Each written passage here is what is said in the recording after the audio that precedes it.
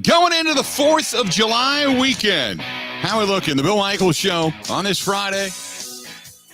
Glad to have you.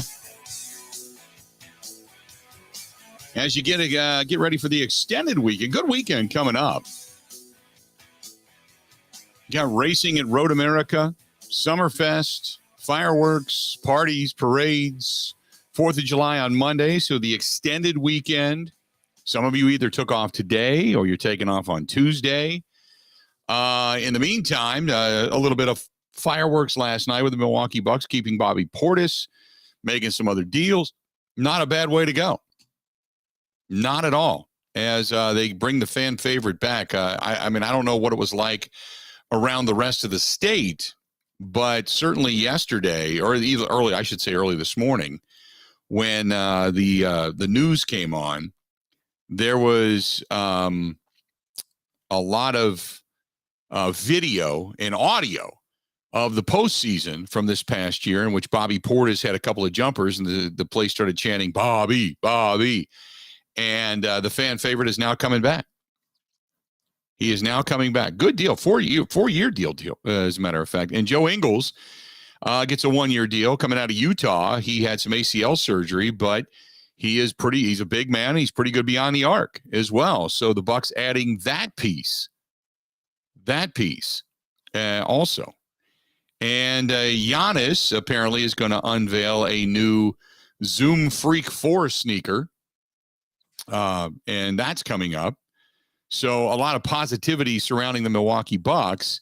On the opposite end of the spectrum, the disappointment was the Milwaukee Brewers. Not only did they let go of a golden opportunity to start off and continue to extend the win streak, but start off the road trip in Pittsburgh the right way after putting up 7 runs on 12 hits last night.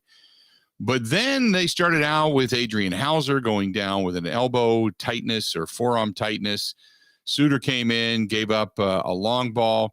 Alexander gave up a long ball and a couple of runs. It was not a good night for the pitching staff after Gustav and company pitched so well the day before in Tampa Bay, came back yet again and didn't look good at all. So, and Pittsburgh just flat out went off yesterday. Went off. Perez, a couple of home runs, plated 3 runs, 5 RBI. I mean, he was a one-man wrecking crew. Good to see Christian Yelich continue to hit. Willie Adames got some knocks. McCutchen a couple of doubles, driving in runs. You know, Colton Wong, welcome back. 2 for 5 yesterday, looked energized. I mean, if the offense looks like this, they're going to win a lot of games, but a golden opportunity. When we talked yesterday about what the record would be coming through this stretch of 10 games, we thought 7-3 at the worst, 8-2 at the best, 9-1. And they got off to a losing start yesterday, so not the best way to go for the Brewers. Back at it again this evening as well. Ben, how you doing today? I'm great, Bill. I'm excited for the weekend. I'm still kind of running off the high that yesterday gave with all the news coming down and at the end of the show. Yeah, then that was just it. Then we ended up having yesterday was kind of just breaking news day yesterday. But the big news coming out of the Big Ten and the Pac-12 was the fact that UCLA and USC are coming in to the Big Ten. So you've got the second largest market, both teams out of the second largest market coming into the Big Ten television market and media market, which is only going to increase the money for everybody else, which on one hand is a good thing.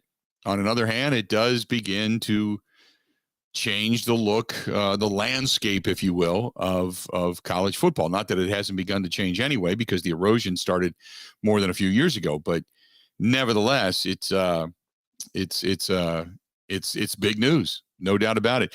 Today, we're going to talk with Jim Owczarski coming up about an hour from now. He works for the Journal-Sentinel, covers the Milwaukee Bucks. Bailey Curry is going to join us, and Rafa Matos. Why do you go who? Because they're drivers. They're going to be joining us from Road America coming up here in a little bit. So looking forward to that. Did you see, and I'm sure you did, that the 76ers acquired the energy and tenacity of one P.J. Tucker in a 3-year, $33 million deal? He is no longer on the market for the Bucks to go after. He is now one of your people, Ben. Are you happy about it?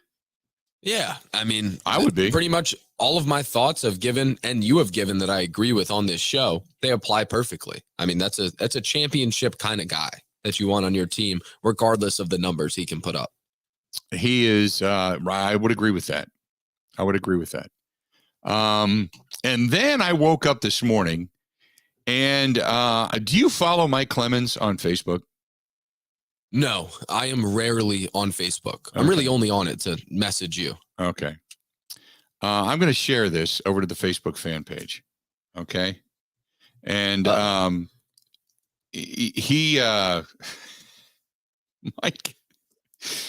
Mike is in his backyard, and he has his hose out, and not that hose. Stop. He does a video discussing different sprays on his garden hose. He's actually, I love it. It is so Mike. Mike right now needs the Green Bay Packers. Because the Packers are in a down period right now. So Mike is reviewing a sprayer on his garden hose. It is priceless. So if you have not, checked out Mike's page, you're not a friend of Mike's, go over to the Facebook fan page and see for yourself. It is awesome. I'm watching it now. It might be the best thing I've ever seen. That out of all the things, that you can wake up to, and I started to flip through this morning over on Facebook and over on Instagram and YouTube and all the different stuff. That has to be the absolute best. It's got to be. It is Mike Clemens. And did you notice in the beginning when Mike does it, it's really sunny out. And then by the end of the video, in a matter of a split second, it's like it's going into nighttime. But it's priceless. So, oh my God, I love it. Absolutely love it. If you haven't seen it, you got to go to my Facebook fan page. I wish I could share that to other entities, but he owns it. But that is awesome. So, oh my goodness. So that's it. Go ahead. I know it's usually not fair game to comment on another man's lawn, but what do you think? I feel like the coloration's a little off there. I think we're all a little off right now. My lawn, I cut my lawn. Now, I'll go back and preface this. I cut the lawn pretty short this time because I'm going to cut it one more time before I leave on vacation. So I cut it short so I don't have to. It's a long story. I'll just shut up. But it's my lawn looks a little bit like that. A little bit. We have not had in this area a lot of rain. Most of the rain and the heavier weather and the severe weather has gone north. It's gone up towards anywhere from La Crosse to Wausau through Eau Claire and areas north crossing over to Green Bay. It's pretty much stayed out of our way. We had a little bit of severe weather. Like last night, they kept predicting we were going to get showers and thunderstorms, and this may look severe, and we didn't get anything. I think on the way home, we went to Chris and Son's baseball game last night. I think on the way home, maybe 20 drops on the windshield, if that much. I mean, there was nothing. And it was dark. It was windy. Never got anything. It's pretty much Sheboygan North that got rain. So, yeah, we're starting to get a little bit dry down here. But Mike giving a review of the different streams, it's priceless. Now, here's the thing. Here's the thing. You have to think of the mind. What prompted this? Mike got up. I'm sure he was going to go water his plants and he was going to go spray a little on the grass. And he got to that last setting and went, what the hell? Oh my God. And you get, not only watch it, but listen to the audio. It is just awesome. Oh, I'm grabbing the audio. Oh yeah. Don't you worry. It's just awesome. Oh God. Oh God. He says it makes a little rainbow. Mike is the unicorn in our lives. He really is. He is just the unicorn in our lives. That's the way it is. So anyway, we'll get into the audio here in just a minute as soon as Ben grabs it. Brewers lose yesterday 8-7. Back at it again coming up tonight. The hope is Corbin Burns is able to kind of restart, if you will, the win streak all over again. In the meantime, you got the lefty Aaron Ashby on track. He's supposed to be activated and come back and pitch on Saturday against the Pirates. But yesterday, Adrian Hauser left the game with right elbow stiffness in the third inning. Yeah, he was charged with 3 runs and 2 1/3. He said the initial tests taken of the elbow, they're encouraging. He's going to undergo. He's coming back to Milwaukee, and this morning he's supposed to get an MRI. He did say after the game, while he was still sitting there with the team, he said, "Hopefully, I'll be back in a couple of days just to get the inflammation out there and be ready to go." And Craig Counsell went out to the mound, started talking to him, and then the trainer came out, and then they kind of felt around a little bit and just said, "You know what? Let's shut it down." Which look, I get it. You want to be precautionary with stuff like that, but hopefully it's just a little bit of swellness, a little bit of stiffness, and they're able to bring him back and all is well. Sometimes it's just a matter of getting that anti-inflammatory and getting it in some ice and being good to go there. So we'll see what happens. But he has not pitched well his last few outings out. So hopefully that's all it is just some stiffness and such, and then kind of go from there. Okay, let's do this. Before we go to break, I got to go back to this. I am fascinated by Mike Clemens and his ability to take the most innocuous crap and make it into something. So our own Mike Clemens, who right now is searching for anything to report on because the Packers are down right now. This is the quiet time in the NFL, short of the testimony, if you will, of Deshaun Watson and the arguments on both sides for his case. It culminates today, and now we wait and see what the NFL is going to do. Until the teams come back to camp, there's nothing else to talk about. So Mike Clemens went out to his backyard, got his garden hose out, and it has the sprayer on the garden hose as he begins to observe what it does in its different settings, and then gave us the complete synopsis. Take a listen. Nozzle here with a whole bunch of new settings. This is Jet. That's good. Soft wash, little rainbow there. Clean. That works. Yeah. Garden. Do the flowers. Rinse. This one's called 90th Birthday.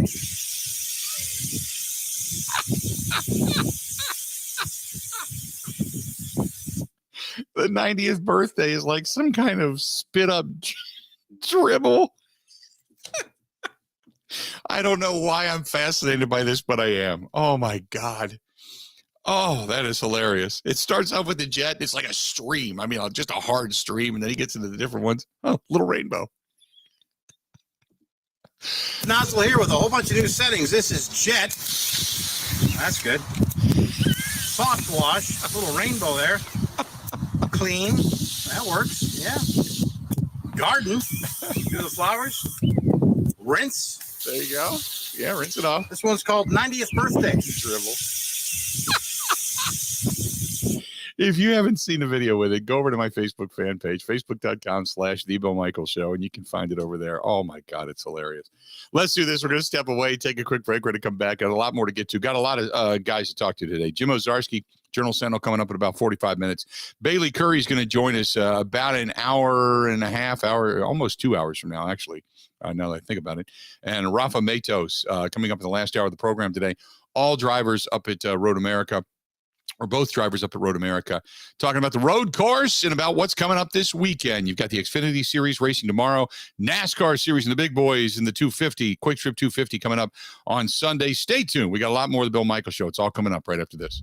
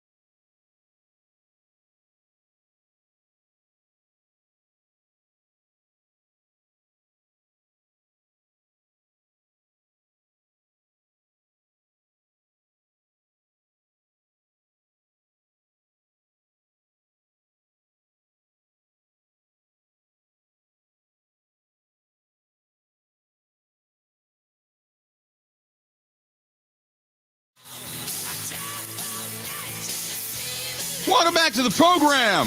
Glad to have you on a Friday, the Bill Michaels Show. We continue on this portion of the program brought to you by our friends at Bud Light. They are the official beer sponsor of the Bill Michaels Sports Talk Network. And back at it again next Wednesday night. Wednesday Night Live is back. Almighty Vinyl rocked it. You saw it over on the Facebook fan page, the video, as they had, I think it was like a record crowd out there on Wednesday night. And if the weather's good next week, it'll be just as good. Stop out and see it for yourself. It's all brought to you by our friends at Bud Light, the official beer sponsor of the Bill Michaels Sports Talk Network. Celebrating Bobby Bonilla Day. In case you don't know what that is, maybe you're too young to remember Bobby Bonilla, who he was with the New York Mets. Today is the day we all celebrate the beginning of the 4th of July. We get close, seeing the All-American dream play out in living color. You got 4th of July fireworks coming up and such. For Bobby Bonilla, 59-year-old Bronx native, 6-time All-Star, 3-time Silver Slugger Award winner, and 1997 World Series champion, played 16 years in the major leagues. So what's he so famous for? Today, the paycheck. The Mets are going to once again cut Bobby Bonilla a check for $1,193,248.20. Something they have been doing since 2011, and they will continue to do it. And this is longer than I thought. I said yesterday until like the end of the decade, and nay. 2035, Bobby Bonilla will be 72 years old when he receives his last check. Bobby Bonilla and the Mets, they are embracing the contract just because they were so stupid to give it to him. I still can't believe that they did that, but it is what it is.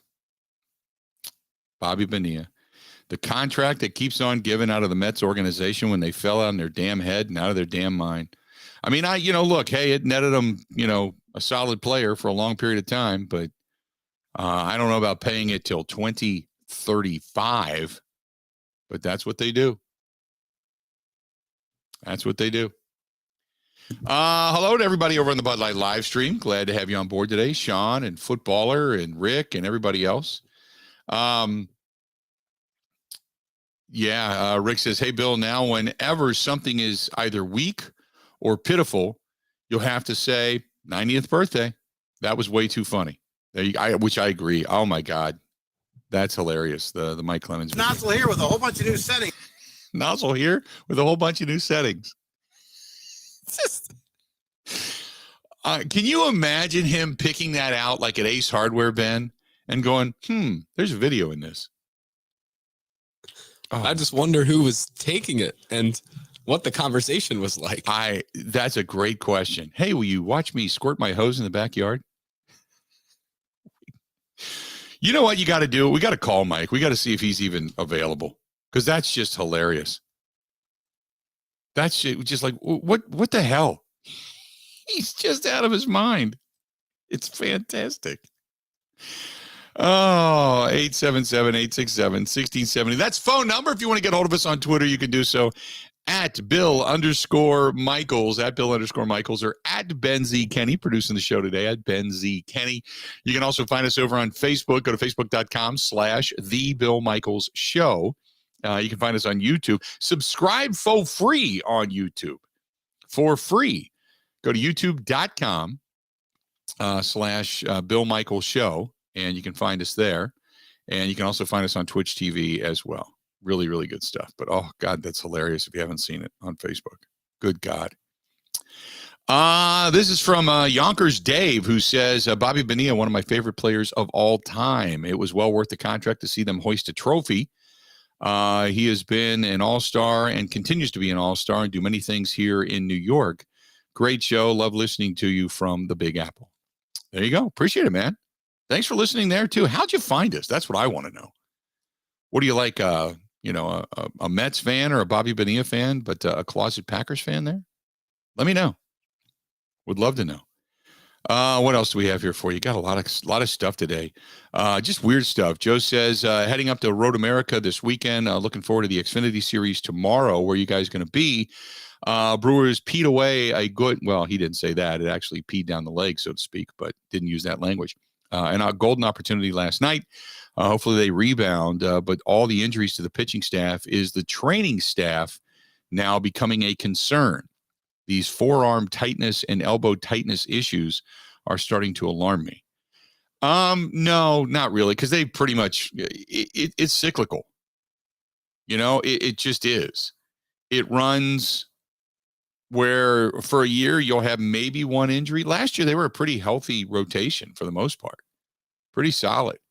And then all of a sudden this year, you've got just these nagging injuries. It just happens. It is what it is. It just look, I don't, I'm not going to sit here and say that the training staff is at fault. Sometimes it just happens. Pitching is weird because very rarely do you get a pitcher that rolls through their career pretty much injury-free. Very rarely happens. Very rarely happens. So to answer your question, Joe, I'm not too concerned about it. As far as being up at Road America, yeah, going to be there. Heading out today right after the program. So looking forward to it. We'll be cruising around at some point. If you see us, say hi. Say hi. Might have to hit the burger bar. What is that? What's that cafe right there on Main Street, right up through the middle of the infield on that main road right there? I can't remember what the name of it is, like Breaks or something like that, or Gear Jammers, or I can't remember what the hell the name of it is, but love to go there. And then there's obviously the Lions Fest that has the corn on the cob, which is fantastic. And they only have it until it runs out. Once it's gone, it's gone. They shut down. So up there, just before you come up to the main straightaway on the last turn, that's good too. So you'll find us in both places for sure. For sure. Zach says, hey, unit, can't believe that Hauser went down with an injury. Ashby's coming off of that type of an injury. You've had Woodruff with an injury, although it's not the same, which I wanted to caution you because he had a high ankle injury and then the Raynaud's disease, which is something completely different. He says, I'm not alarmed about the training staff, but it does concern me with so many guys going down. Are they all watching each other do certain training exercises, and therefore it's costing them some arm issues? Zach, nobody's gone down other than Peralta, who had the strained shoulder. Okay, that was a shoulder issue. Ashby, forearm. Then tightness in the elbow with Hauser last night. And remember, Woodruff originally went down with a high ankle sprain. And how that specifically happened, I'm still not positive. It just, all of a sudden, his ankle hurt. So if it was all, it's kind of like when the Packers get hurt and suddenly you see these soft tissue injuries and it's hamstring, hamstring, hamstring, hamstring, hamstring. Then you can say, okay, something you're doing or not doing is causing these injuries. These are all different. One's an elbow, one's an ankle, one's a shoulder, one's a forearm. These are all different. So, and just in Major League Baseball, it is very, very, very rare to have your entire staff go through a season without an injury. It is one of the most stressful things in sports you can do is throw a ball 95 plus, 90 plus miles an hour, and then torque your arm to give it a spin rate that will cause the ball to break down, break up, break in, break out, whatever, to be able to manipulate a baseball in that particular manner while doing it with enough capacity in snap in your arm to get it over 90 miles an hour. It's one of the most contorting things the body can go through. That's the reason pitchers break down. Because, and I hate to say this, but go back in the day, there weren't a whole lot of pitchers back in the day that were throwing 9 innings consistently, that were throwing over 90 miles an hour. Back in the day, it was a lot of junk, but they weren't wailing it the way they do today. It just doesn't happen normally that way. So anyway, to answer your question, I don't have any, put it this way. The fact that guys are coming back, I think you give more credit to the training staff than you would had guys not been coming back and going down with the exact same injury. If that makes sense. This portion of the program brought to you by our friends over there at Pindell, a quality machining manufacturing company right here in our own backyard. That is Pindell. If you're looking for a career, not just a job, and you want to work for them, they're paying top dollar right now. Go to Pindell, Pindel.com. If you're a company that wants to work with or needs the services of a quality manufacturing and machining company, I highly recommend you stay here in the state of Wisconsin and you do it. Go to Pindell, Pindel.com. Pindell.com or get a hold of Tony and Bill over there. Good guys and great to work with. That's, again, Pindell.com. Stay tuned. We got more of the Bill Michaels Show. It's all coming up next. This is the Bill Michaels Show on the Wisconsin Sports Zone Radio Network.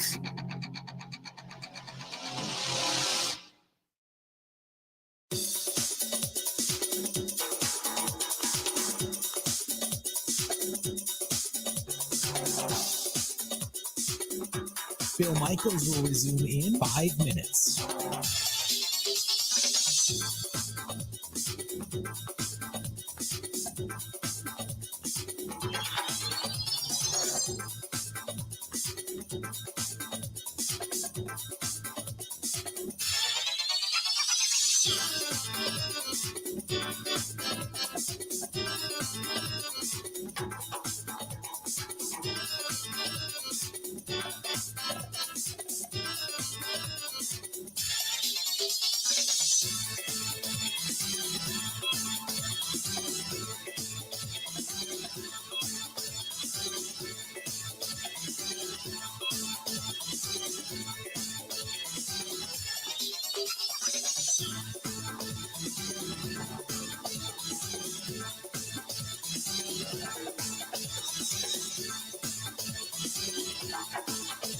Bill Michaels will resume in 4 minutes.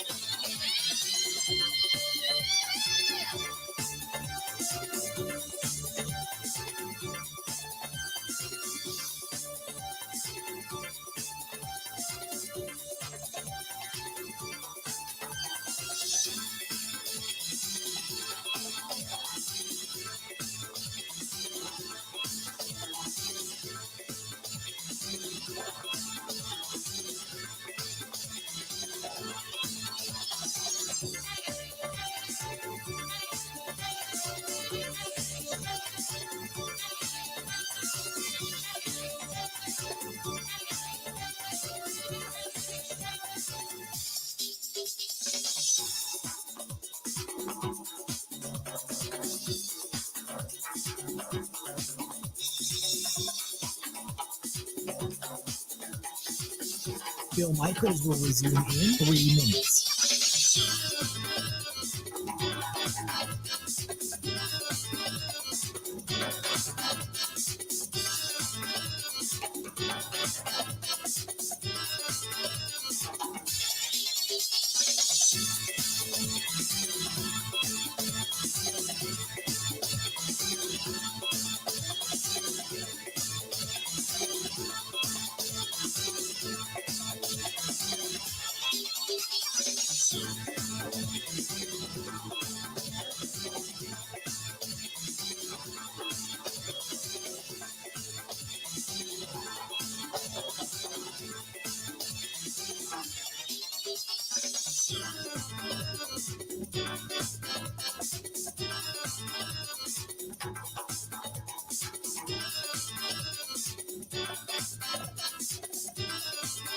Bill Michaels will resume in 2 minutes.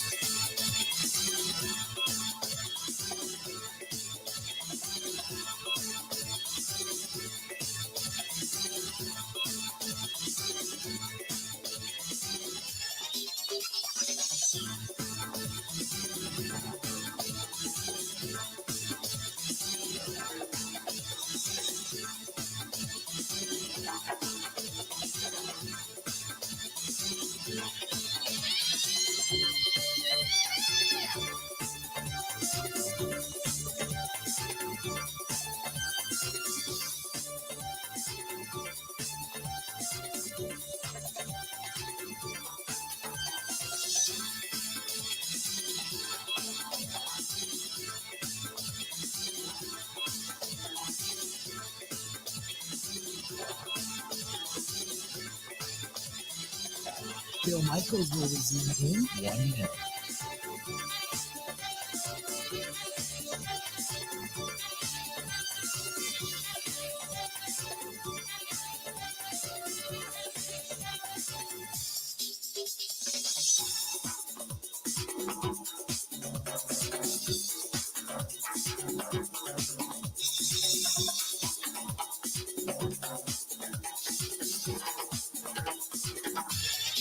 Phil Michaels will resume in 30 seconds.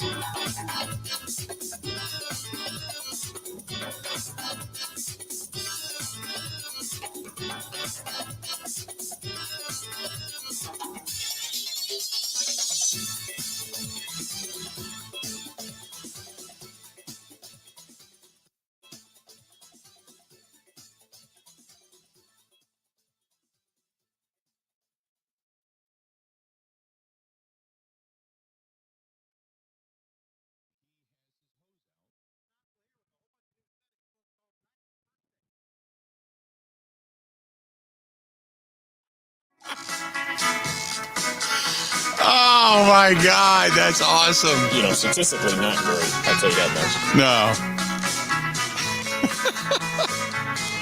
Oh, good gracious. Welcome back to the program.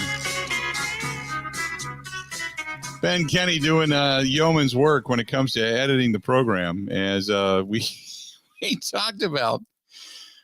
Mike Clemens, if you haven't seen it, the video's over on the Facebook fan page. Go there and check it out. He rates a new hose, sprayer with different settings, and oh my God, it's just priceless. Don't wear good underwear because there could be some seepage and stuff. Right. Oh my God. Jeff, by the way, says extremely funny, and he's got the same sprayer. Andy says we need a list of things that Mike Clemens can review. I'll pay for that. We should do that.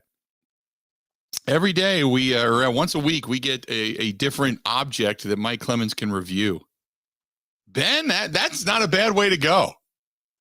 I like it. I think we might have to draw a line of the objects that he can review before we cross into something that the porn bots would be proud of, but I'd be all for it. You win right there, didn't you?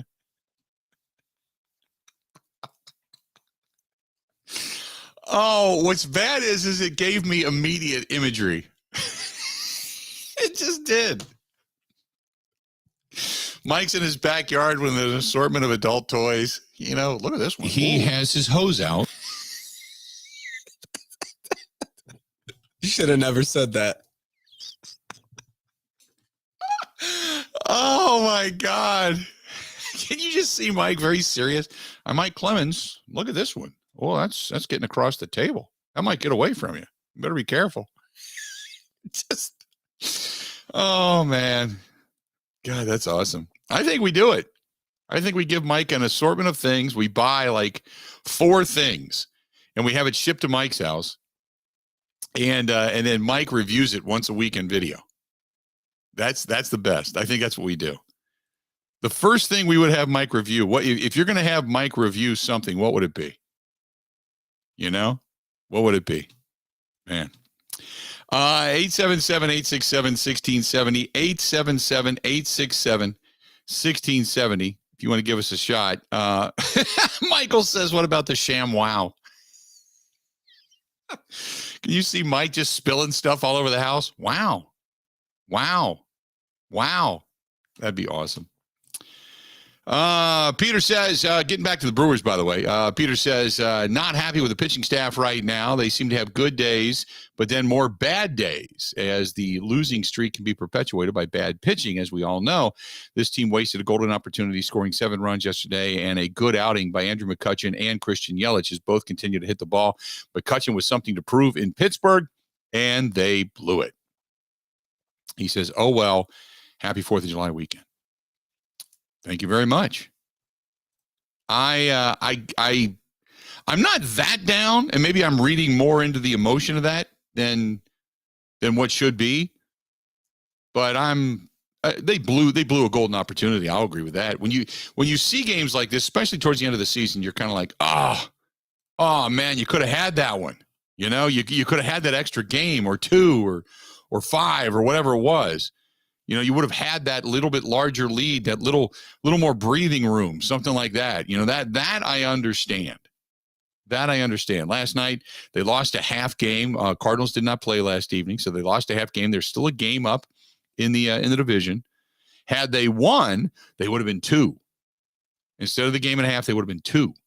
So, yeah, golden opportunity missed, no doubt. UCLA, USC applications to join the Big Ten, excuse me.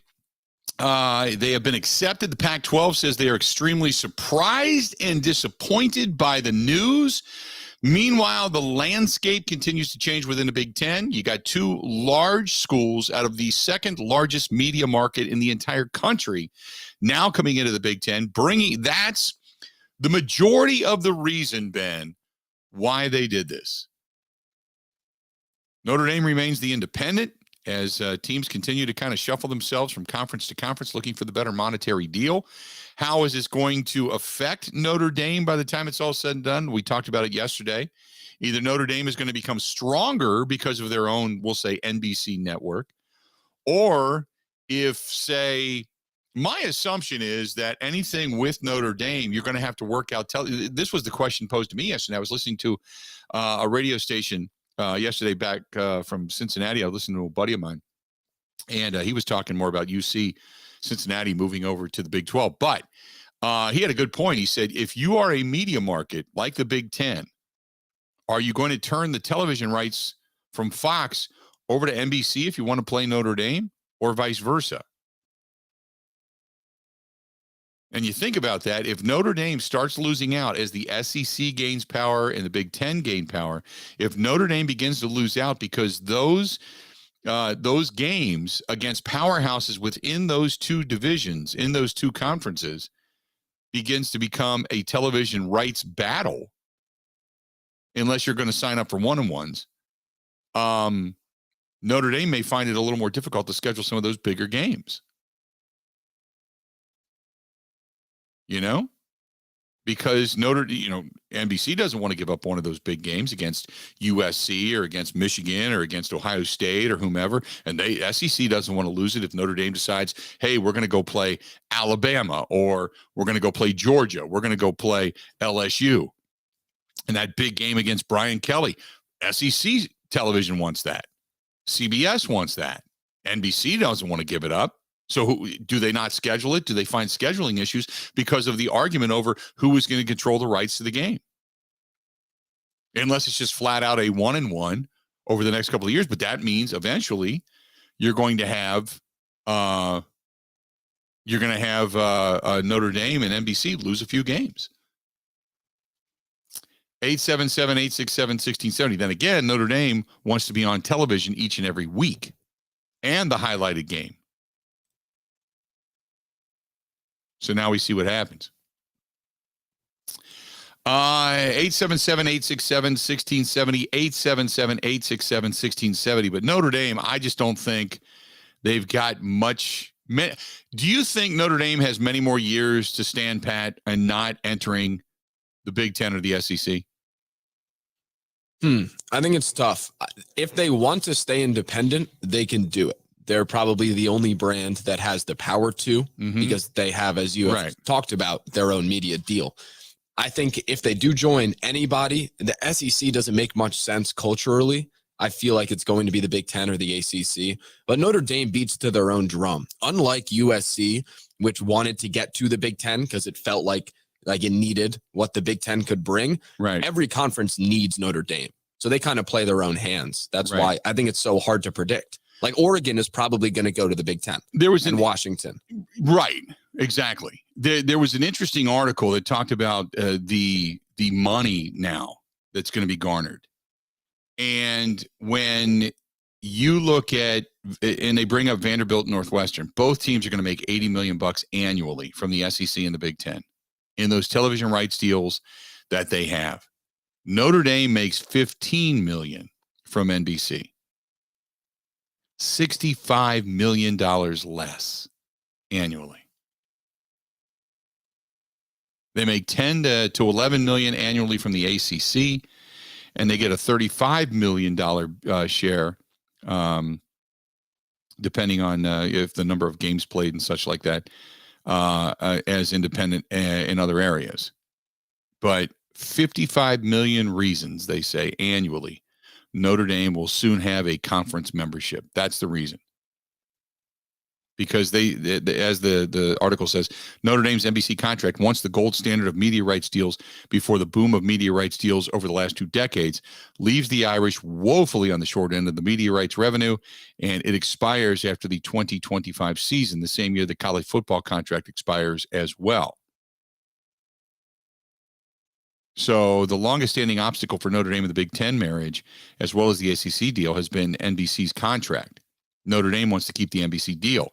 For years, Notre Dame had the ability to decline conference overtures because of the NBC contract and because the Irish were the biggest property in college sports, bigger than any other conference. Today, gone.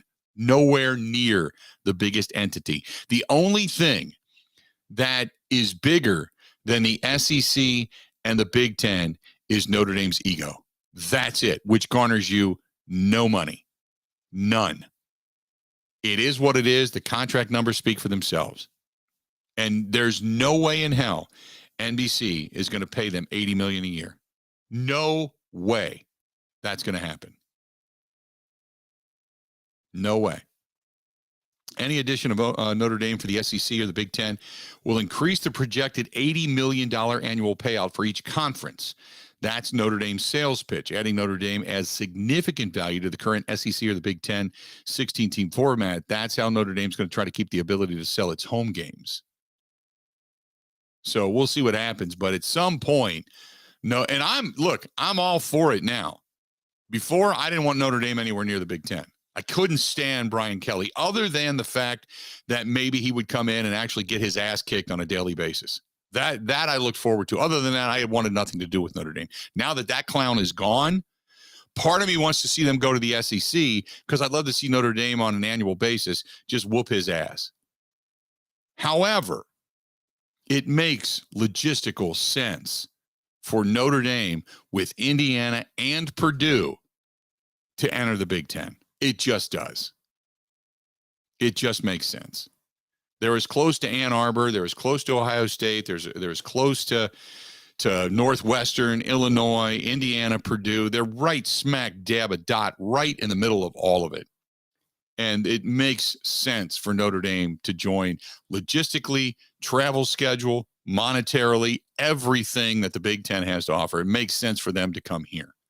Not because I'm a pimp of the Big Ten, just because it just legitimately makes sense. It solidifies what is that upper Midwest. And it would then bring in, and this is one of the other reasons, it would then legitimately bring in the Chicago television market, because there are so many Chicagoans who are Notre Dame fans in that area. And it would be a boon. So you would bring in the third largest media market in the country, more so with Notre Dame. So everything but New York. New York is not following Rutgers. New York is following other entities. They don't give two damns about Rutgers. In that Maryland area, they don't care about it anywhere over there on the East Coast. Who cares? Okay. Penn State's got a bigger viewership. So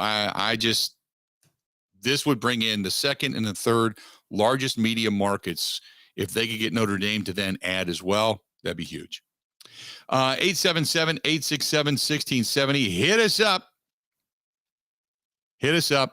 Thoughts on all of that coming up after the top of the hour. Don't forget, our buddy Jim Ozarski of the Journal Sentinel is going to join us. We're going to talk about the moves that the Bucs made. Bobby Portis, fan favorite, is back on a 4-year deal. Glad to see it. Bobby deserved it. He's a guy that he just loves Milwaukee, loves Wisconsin, traveling the state, all that it has to offer. Glad he is back in the fold. Hey, a reminder, if you're out and about this weekend or on the 4th of July, great place to go. If you're going to head out on the boat on Okauchee Lake, they have the fireworks. Stop in, take your boat on over to the docks right there at Smoke on the Water. Go upstairs, enjoy a meal. Out on the deck, enjoy a meal. Or downstairs where the garage doors open up right next to the lake and enjoy a meal, enjoy the view, enjoy the boats, enjoy the breeze, enjoy a beverage. Great place. Joe and Ellen are just spectacular people. And go in and tell them we said so. We might even see you over there. Wink, wink, nod, nod. Maybe come Monday. Wink, wink, nod, nod. Might even see you over there. Stay tuned. We got more of the Bill Michaels Show. It's all coming up right after this. Covering Wisconsin sports like a blanket. This is the Bill Michaels Show on the Wisconsin Sports Zone Radio Network. The Thunder is back and you don't want to miss it. June 30th through July 3rd. It's the NASCAR Cup Quick Trip 250 and the Xfinity Series Henry 180. For tickets, go to roadamerica.com.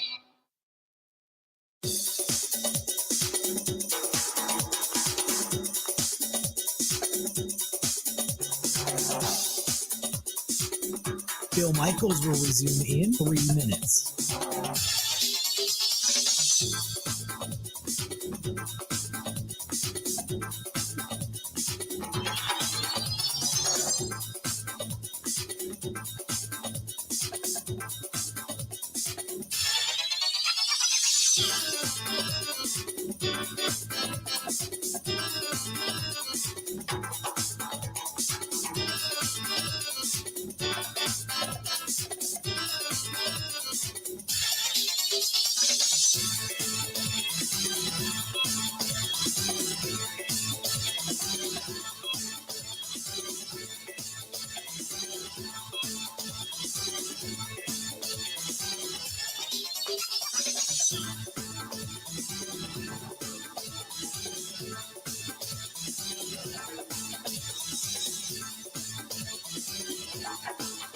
Bill Michaels will resume in 2 minutes.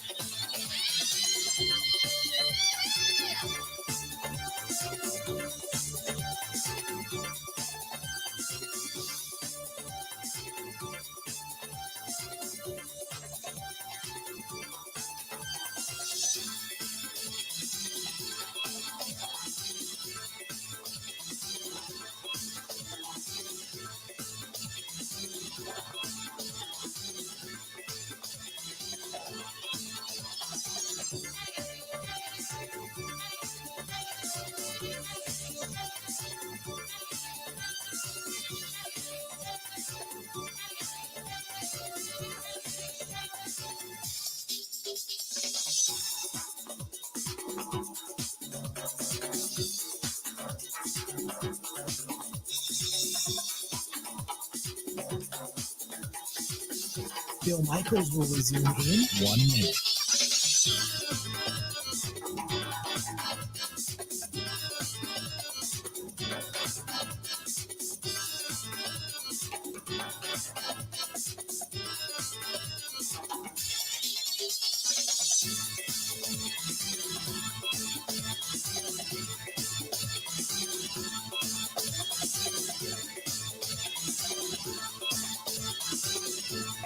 Bill Michaels will resume in 30 seconds.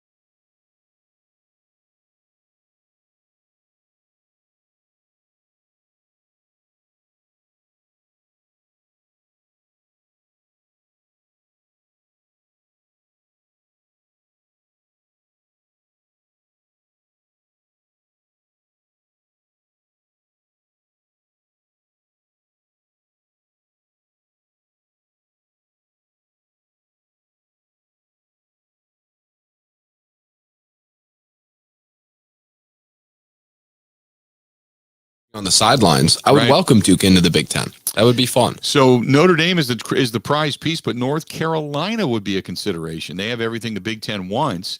It would give Maryland more company in the East. It dominates the fan base in the state, whose population has grown from 6.5 million to 10.5 million in the last year. It's got the American Association of Universities affiliation right there, and it's understood to be an essential to entry as well. And what it also has is a contract with the ACC that grants its media rights to the league until 2036. Everyone in the ACC agreed to that. Some have expressed the opinion, though, that these deals can be escaped. But if that were the case, the Longhorns and the Sooners would have been in the SEC then yesterday. So unless the Heels want to pay an exit fee to receive no money from the ACC media rights for 14 years, or unless they've got some magical formula that no one else has discovered, being a part of the ACC would appear to be their future, but would be a team that the Big Ten will be interested in.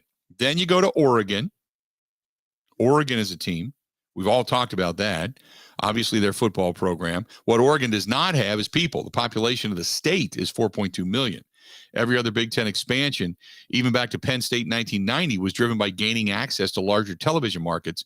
Portland, the number 25 market, is that big enough to really fit that requirement.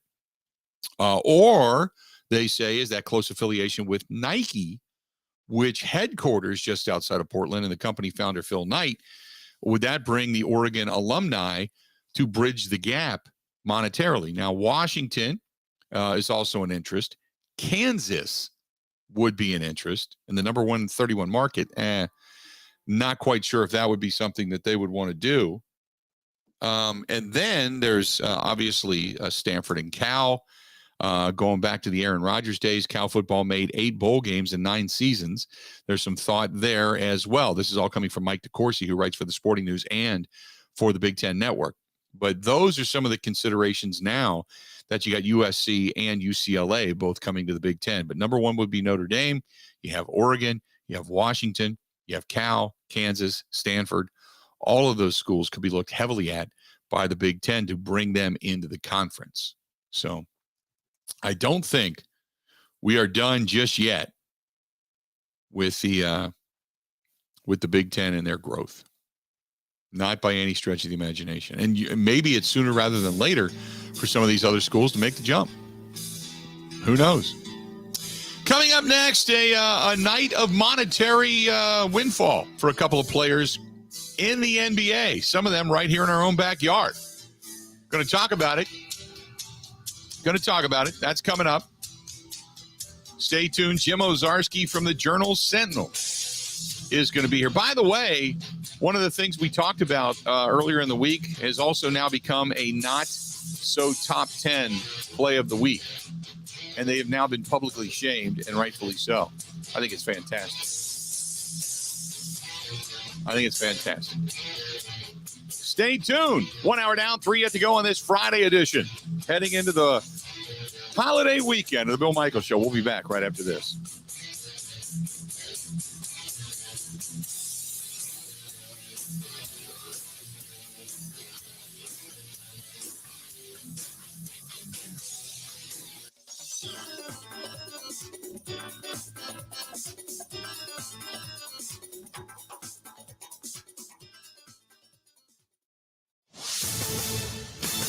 This is a Wisconsin Sports Zone update. Well, USC and UCLA are coming to the Big Ten. The news of that possibility broke around noon yesterday, and by 5:30, an announcement from the schools and the Big Ten made it official. The two will play in the Pac-12 for the next 2 years and then join in time for the start of the 2024 academic year. It's the third expansion of the Big Ten since 2011. Will give the conference 16 teams. It also gives the Big Ten more ammunition in its negotiation for new TV deals that could top $1 billion per season, while USC and UCLA expected to double the amount of money that they get from the Big Ten compared to what the Pac-12 currently does. Reports indicate the Big Ten may not be done adding teams. Turning to the Brewers, they lost to Pittsburgh last night 8-7. Also lost Adrian Hauser in the third inning. Magic Craig Counsell detailed the injury afterwards. I mean, it's elbow discomfort. We're going to send him back to Milwaukee to get some tests and be examined by our physician. So we'll have a better diagnosis tomorrow. Counsell said Hauser will go on the IL. It'll be the Pirates and Brewers again tonight in Pittsburgh. We're on Mutual Insurance, keeping Wisconsin strong. Get insurance from a company who knows Wisconsin and cares about your community. You may know Rural Mutual Insurance as the #1 farm insurer, but did you know they also offer competitive home and auto rates? Visit ruralmutual.com to learn more about products and discounts. Rural Mutual Insurance, keeping Wisconsin strong. Well, the Bucs made a flurry of moves right as free agency got underway last night. It included agreeing to terms to bring Bobby Portis back in a 4-year, $49 million deal. The team also agreed to deals with guard Wesley Matthews and Javon Carter, while also agreeing to terms with former Utah forward Joe Ingles. With this Wisconsin Sports Zone Network update, I'm Zach Heil-Print.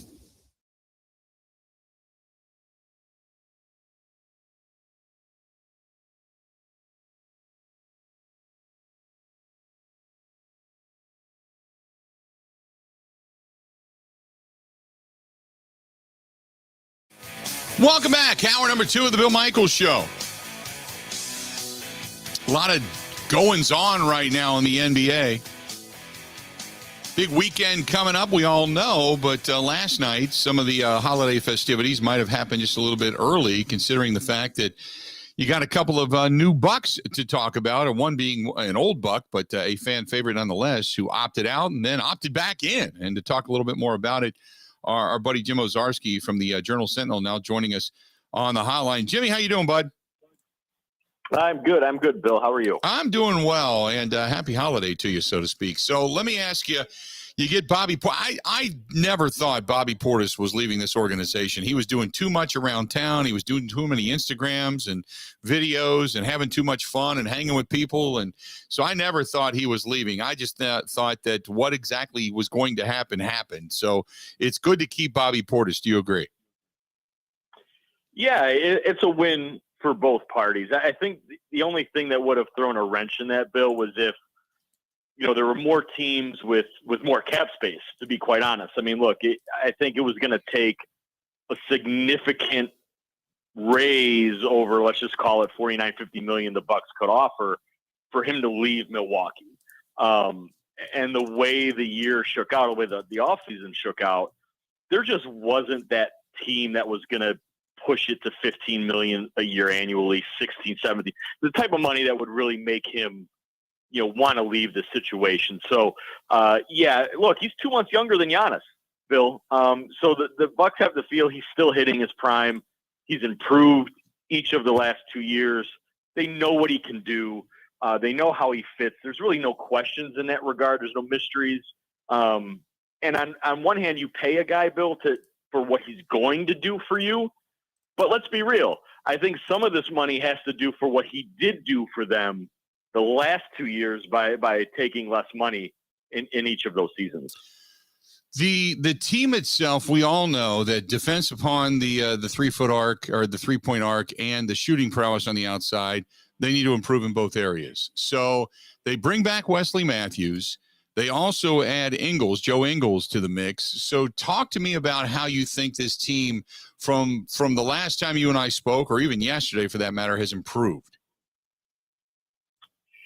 Yeah, I mean, look, in terms of 3-point shooting and 3-point defense, it's sort of twofold. It's the draft pick of Marshawn Beauchamp, who we don't know about his 3-point shot, Bill. Like, I mean, you can't really dive into G League footage or Yakima Valley footage and say, okay, this is an immediate translation. There's a projection there. But really, that 7-foot wingspan, the 6'6" height, the ability to defend Jaylen Brown, Jason Tatum, James Harden around the arc athletically, if they go small, is an improvement. Eases some of the Chris Middleton, Drew Holiday pressure. Joe Ingles is interesting, Bill, because, look, he's not going to be ready to play coming off the ACL. Mm-hmm. But he's a 40% 3-point shooter, and he's really gotten better as a pick-and-roll ball handler. So in that two-man game with Giannis, Chris, you've got to respect that shot. On paper, that's an improvement on the offensive side. Are you getting 2 players for maybe what you hope to get in one? Sure. Right. But those 3-and-D guys, like those are really hard to find who could do both. So yeah, Bill, I think if you're going to go to a checklist of, okay, these are some areas Boston or some other teams proved the Bucks deficient in, I think John Horst made moves to get better at it. Of course, we'll have to see how it plays out as they make another playoff run next spring, because that's really what it's about, Bill, right? Like it's not about November, December, January. It's what do they look like April, May, June, and that's the fun part, but maybe the hard part for Bucks fans too, because it's like, oh, all this excitement in June. Okay, we need to wait till next, 11 months from now to see it play out. I had said yesterday that when you start to go through players, there's obviously your starters, and then there's the role players. And everybody's got a role. Now, are they dynamic in that role? I thought Bobby Portis was, and I thought Wesley Matthews was. Grayson Allen faded when they needed him the most. I don't think he was. But a guy that very quietly went about his business and got it done in the postseason was Javon Carter as well, and he gets a new contract too. Yeah, it's interesting. So two things there. Carter's return, I wonder what that means for George Hill. Because clearly we saw, Bill, and we talked about this, I'm sure your callers too. It's like, wait a minute, where's Javon Carter? George Hill's hurt. Does this mean George Hill is not back? Does this mean he is back, but maybe the Bucks realize they can't or shouldn't push him the minutes they did? Same thing with Wesley Matthews. I don't know. We'll see. But yeah, Carter, I think, proved to have maybe a more reliable jump shot than many of us thought. Now, Grayson Allen's the interesting thing there, Bill, because I guess I counter that a little bit in that he helped the Bucks win the Bulls series. I mean, is it okay? There was another level with the Celtics. That's fair, but clearly he's a guy who can give you, and we saw in the regular season, he can give you 25 on any night in the regular season, and was able to rise to the occasion in a playoff series. If you look at the way they won the title, Bill, how was that different than Bryn Forbes outscoring Jimmy Butler in that first round series? We never heard about Bryn Forbes again after that, but it was important for them to continue the process, right? So I think if they hold on to Grayson Allen, Bill, because he is one of their few tradable assets, I think he'll be better in year 2. And I think Bucks fans should think about that too. Pat Connaughton's gotten better as a 3-point shooter. Bobby Portis has gotten better as a 3-point shooter while in Milwaukee. I wouldn't say it's out of the realm of possibility, Bill, for Grayson Allen to be better in year 2 also. The team itself, is there, I know salary, I don't want to say salary cap, but where they're at right now, I know there's limited funding. We all know that. But is there a player out there that they could go out and say, you know what, either one, we're going to target to make a deal for, or two, that somebody's going to end up on the open market and you're going to go, yeah, that guy's going to be our guy? Well, they're running up against, some roster inflexibility here with these moves. Mm-hmm. Jordan Nwora was extended the qualifying offer. It's his option to sign that or not. If he chooses to not sign it, perhaps his time in Milwaukee is over, and that opens up a spot. There's a report just before jumping on with you, Bill, out of Greece, that Yorgos Papagiannis, 7'3" center, he was a near lottery pick, a handful of years ago, might be of interest to the Bucks. Requiring a buyout, might be a minimum deal. So I think there's fringe type guys like that, Bill, but I don't know if they choose not to trade. They're kind of out of money. I mean, there's you're looking at that buyout market again in the spring. I mean, unless there's a trade or this sort of low level international kind of signing like a Luka Vildoza a year ago, I'm not sure if there's that sort of marquee name, so to speak, out there for this team, at least not right now. The rest of the conference, the East, obviously we know there's turmoil in Brooklyn, without a doubt. And with everything that's gone on, and now you got KD wanting to get out and giving his list of teams to sign and trade and such, or just to be traded to, I should say. Obviously, Kyrie coming back. But where are the powers now in the East? Is it still just kind of the Bucks and the Celtics? Without any kind of a big move, maybe getting Tyler Hero back, they're a little bit better because of the 3-point shooting capabilities down in Miami, but I still don't think they have enough to defend what the Bucks have. So where are the powers right now in the East? Yeah, I mean, I would just look at last year's, Final Four in the East. I think that's what it is. The Bucks, if they're not the favorites, if you want to give it to Boston because they won, they beat a team without Chris Middleton, sure, that's fair. So Boston, Milwaukee, I think Philadelphia. We'll see what PJ Tucker has left. Clearly, Daryl Morey feels Tucker and James Harden together will be something in Philly. If Joel Embiid remains healthy, you can't discount what they did a year ago. And if Joel's healthy, maybe, this conversation in Philly is still happening just like it is Milwaukee, right? Mm-hmm. Their star was hurt. Miami, yes, I think even if they decide to move really important pieces for Kevin Durant, they still get Kevin Durant. So yeah, either way in that one, it's Miami. So that's the 4, Bill. That's the cream of the crop. That's who it is. We'll see if another team or two can sort of make a move. Atlanta, are they better with Dejounte Murray? Probably. We'll see how that shakes out. I thought they'd be better than they were a year ago. So yeah, I think those are the 4. And look, if the Bucks are the betting favorites to win the East, that makes a lot of sense too. I still think, in my opinion, they're the favorite to win the East just because of the return, even if nothing changed, just because of the return of Chris Middleton. Would you agree with that? Yeah, I think we're having a different conversation if Middleton was healthy. Would they have beaten Golden State? I don't know. But I think they get to the finals. I do feel like, that was getting past the Celtics. I also feel they would have beaten the Heat, in the Eastern Conference Final. And so, yes, I do feel the Bucks when healthy. Look, Chris Middleton very, very well earned his 4th straight All-Star appearance, and that's rare air. Very few teams have 2 guys like that, on their roster. So yeah, Bill. I think if you're the Bucks, look, it's not super sexy. Pat Connaughton opting in, Bobby Portis coming back, Joe Ingles off an ACL. It's right. not. It's just not headline grabbing on a national level.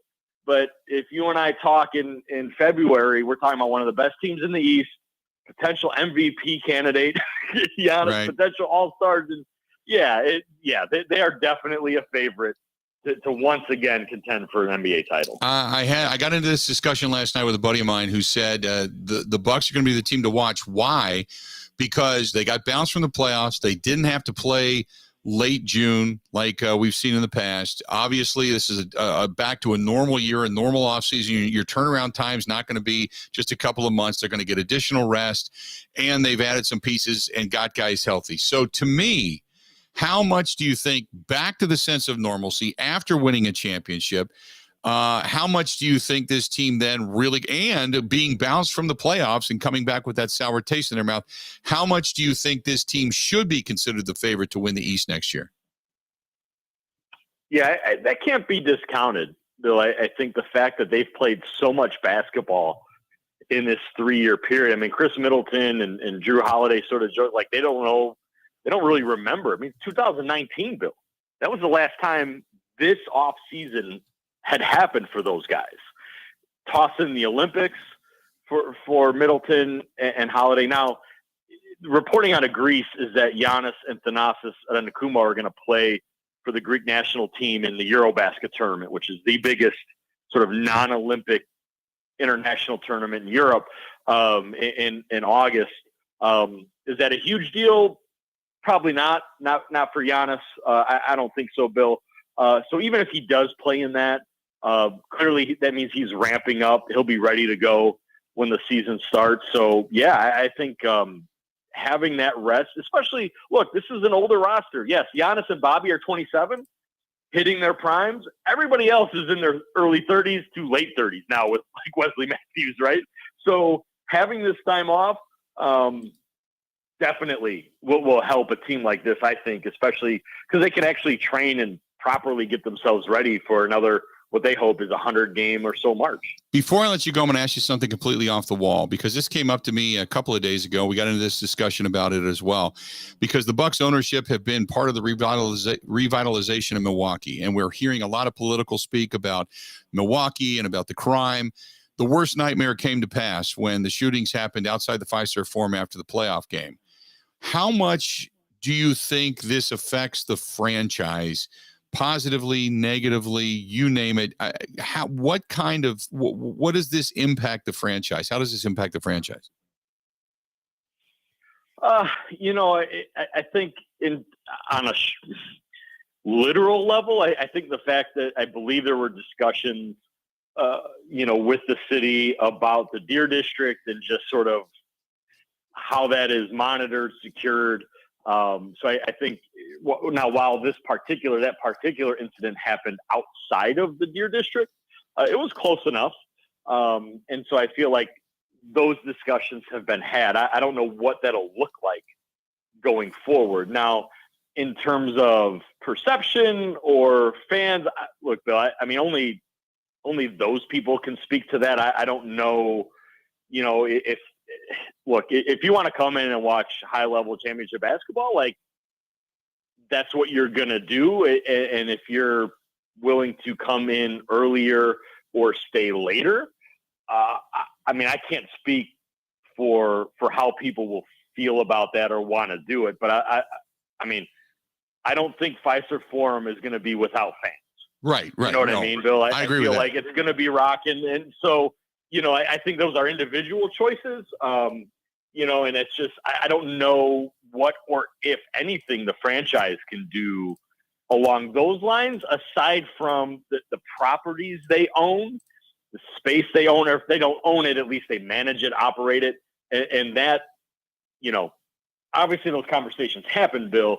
We'll just have to see how that is either put in place or not put in place once the season begins again in October. Jim, great stuff. Enjoy the holiday weekend, man, and we'll talk again soon, okay? All right, thanks, Bill. You too. Appreciate it, buddy. There you go. Our good Jim Owczarski from the Journal-Sentinel, covers the Milwaukee Bucks, giving us the breakdown. The team seems to be headed in the right direction. The question is, have they done enough? In your case, in your thought, with the return of Chris Middleton from injury, coming back healthy, do you think this team is right back to being the team to contend with in the NBA? That's the question we all have to answer, and that's the question that the Bucks management has to answer going into this offseason and then going into the 2023 or 2022-2023 season. So I think they got better just by the return of Chris Middleton. I think we'd all agree upon that, but how much better have they gotten? 877-867-1670, 877-867-1670. You want to find us, please feel free to go ahead and do so. Again, 877-867-1670. Stoley's Hog Alley, still under construction. I know it's a holiday weekend, but still stop in. They still have a terrific fish fry coming up tonight. Sit outside, enjoy yourself, whether it's outside, inside, whatever it happens to be. Even during the construction, they're still open. And remember, coming up here in about a month and a half, they should be unveiling the new look Stoley's Hog Alley. Oh, what a party that's going to be. Beautiful by the renderings. Don't forget, they also have Stoll's Old 109, which had a tremendous night with my buddy Rick Pomeroy playing on the patio outside last night, as they had bike night, Thursday night bike night, which was great. Stoll's Old 109 up in Watertown, Stoley's Hog Alley in Summit, right there in Oconomowoc. Either place, single owners. It's Jeff and Alicia. They're great people. Stop in, support them. And if you're looking for a job, they're hiring just like a lot of people are right now. And a little extra money along the side, not a bad way to go. Stay tuned. We got more of the Bill Michaels Show. It's coming up next. Covering Wisconsin sports like a blanket. This is the Bill Michaels Show on the Wisconsin Sports Zone Radio Network.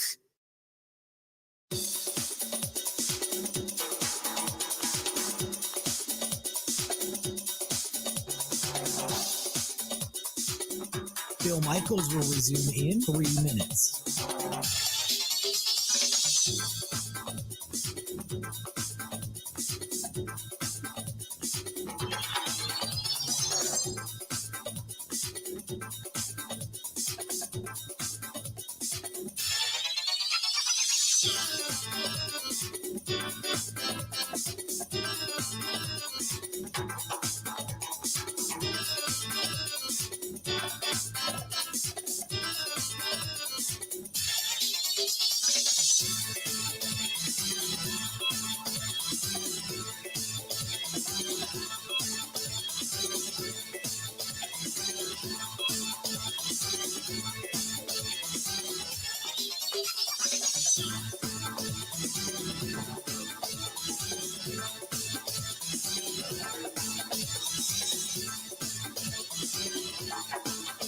Bill Michaels will resume in 2 minutes.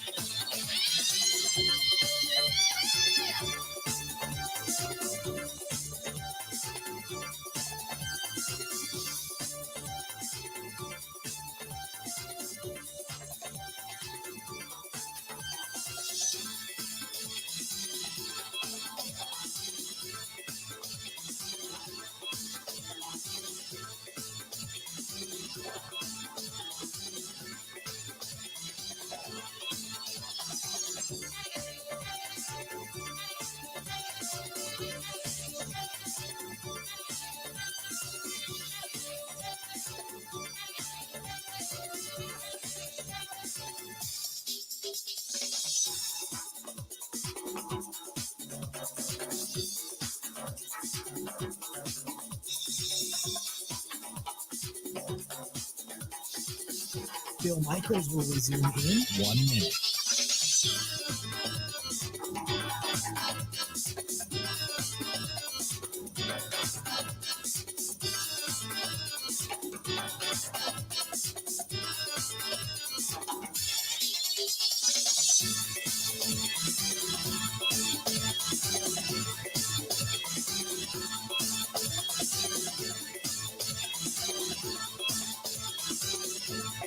Bill Michaels will resume in 30 seconds.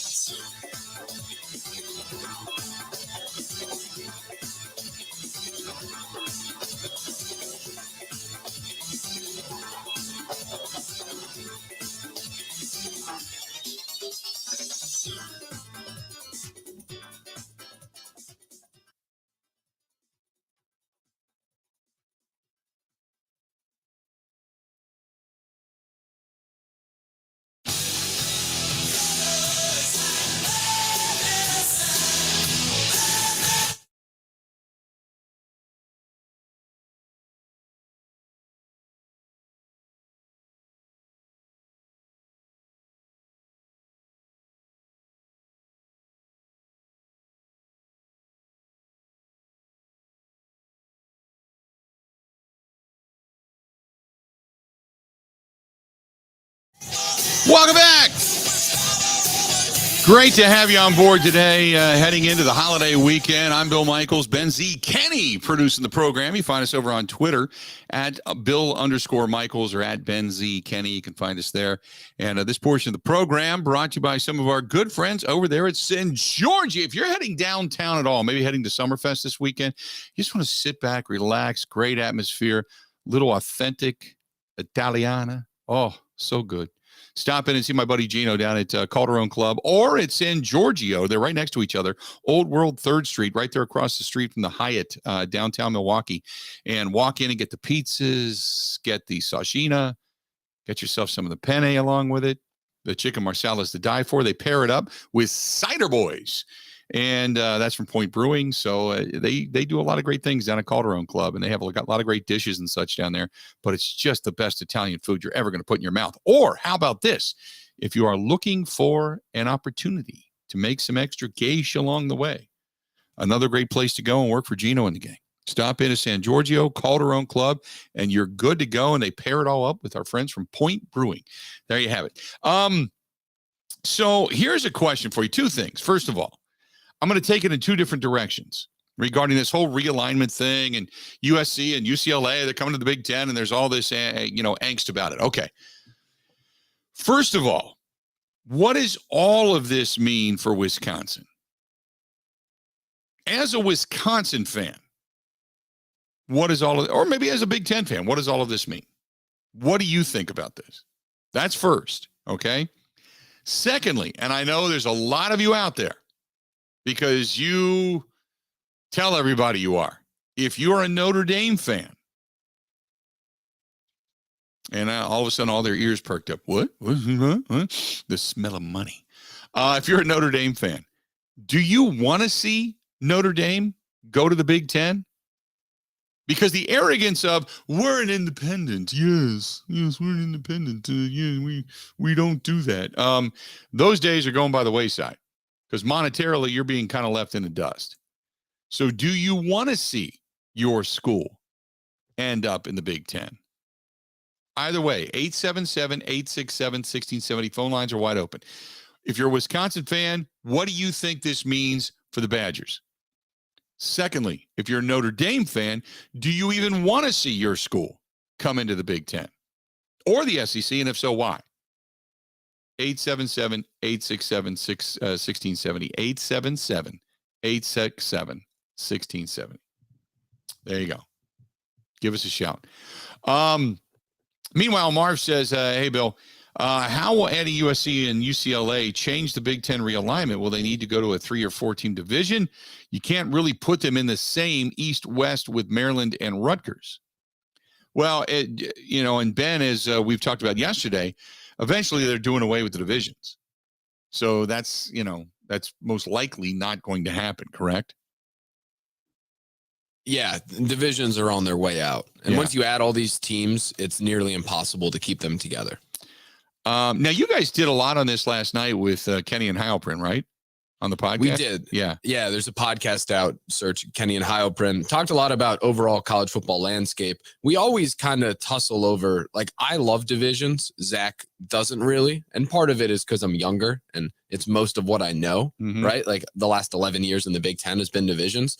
So I see it as something that's integral to the conference. He really doesn't, given the fact that he's been following the Big Ten much longer than I have.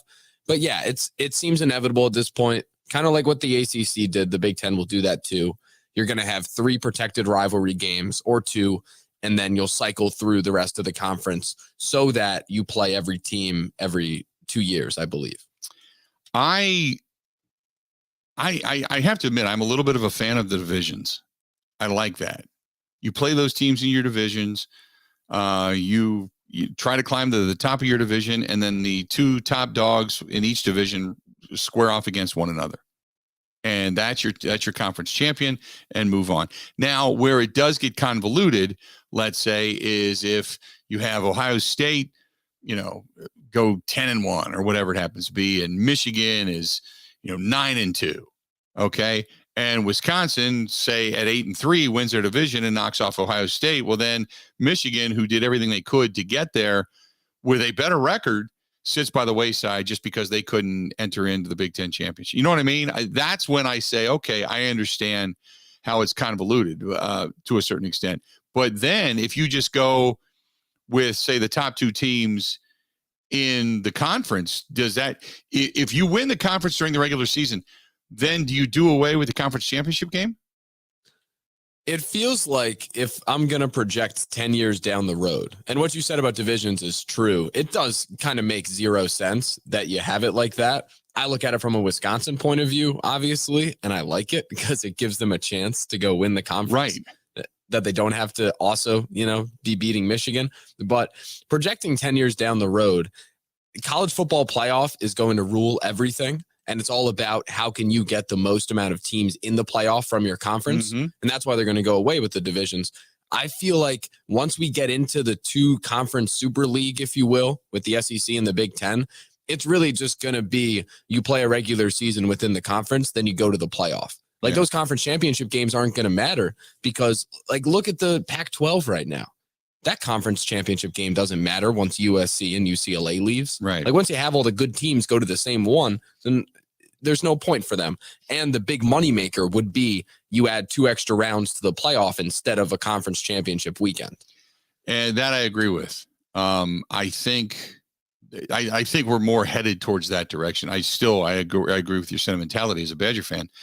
it kind of, as long as you win your West, you're going to find yourself in a conference championship game, and then anything happens. But eventually the larger pot of money is eventually going to win out.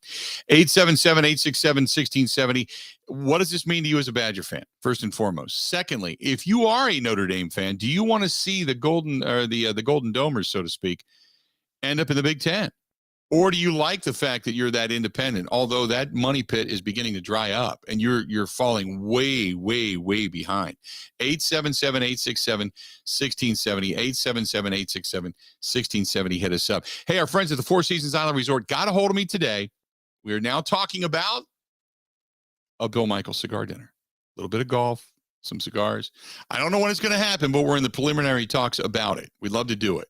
However, Barb up there got a hold of me today. We were discussing this, and she said, you know what? Got a lot of people that started to come up over the weekend. They got a big 4th of July fireworks celebration, obviously, on the island. The golfing is open and great. They have the pontoon boat tours that you can rent a pontoon boat. You can rent a kayak. You can bring your UTV, your ATV, your motorcycle, whatever it happens to be. The trails are open. Everything is fishing right there on the island. You can do that as well. So many good things happening at the Four Seasons Island Resort. Not to mention, just relax by the pool, go to the Boundary Waters Bar and have a cocktail. It is all inclusive on the island should you choose to do so. It's that good. And the best part about it is just use the show name. Bill Michaels 15. That's it. Bill Michaels, Michaels, Bill Michaels 15. Go to thefourseasonswisconsin.com. And when you make a reservation, use Bill Michaels 15, and it gives you 15% off automatically right then and there. Otherwise, when you call, say Bill Michaels 15. I heard it on the Bill Michaels show. They'll give you the discount. 715-324-5800. 715-324-5800. I'm telling you, it's a fantastic place. There's wineries and such up there, waterfall tours. You're not far from the UP in Iron Mountain, Michigan. Go into town, enjoy yourself, do boutique shopping, whatever it happens to be. It's a great, just up north getaway. Go to the Four Seasons Island Resort. That's thefourseasonswisconsin.com, thefourseasonswisconsin.com, or 715-324-5800. More of the Bill Michaels Show coming back next. Ready? This is the Bill Michaels Show on the Wisconsin Sports Zone Radio Network. The Thunder is back, and you don't want to miss it. June 30th through July 3rd. It's the NASCAR Cup Quick Trip 250 and the Xfinity Series Henry 180. For tickets, go to roadamerica.com.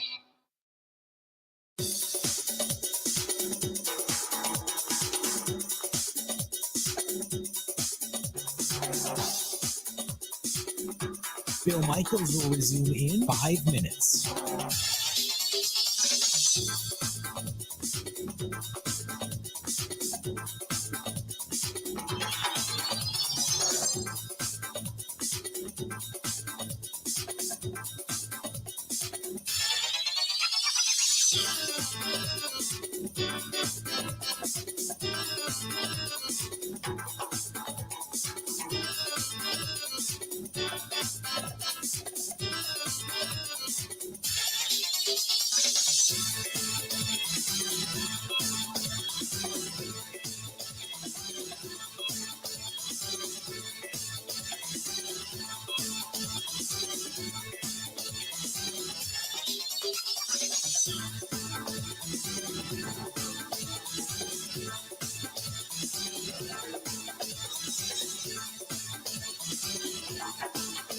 Bill Michaels will resume in 4 minutes.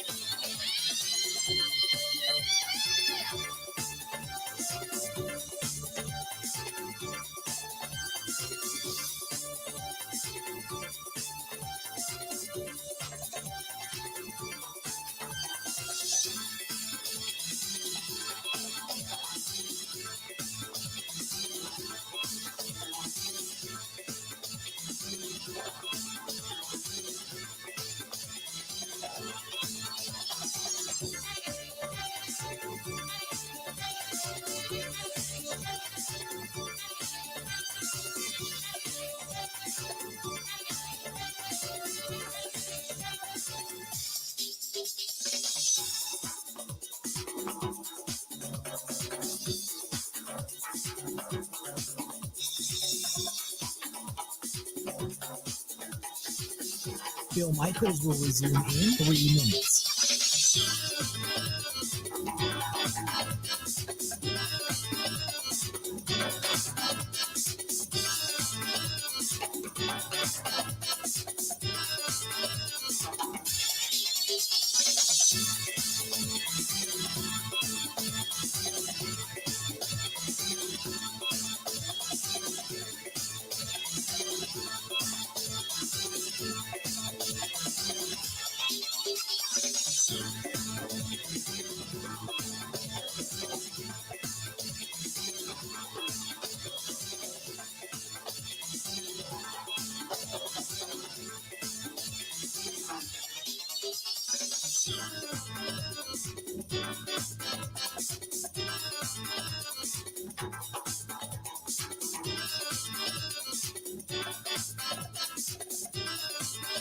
Bill Michaels will resume in 2 minutes.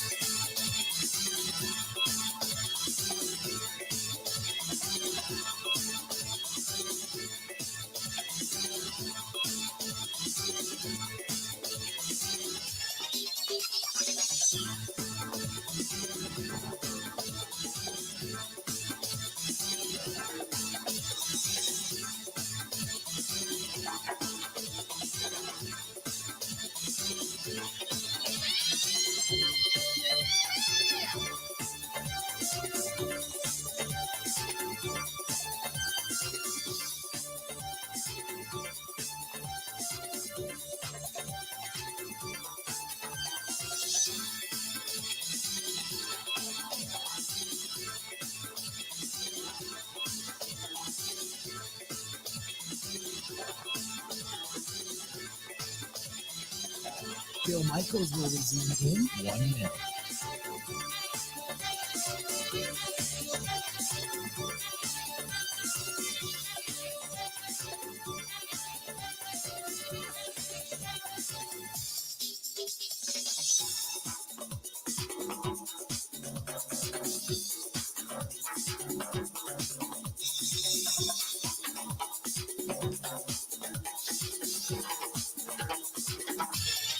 Bill Michaels will resume in 30 seconds.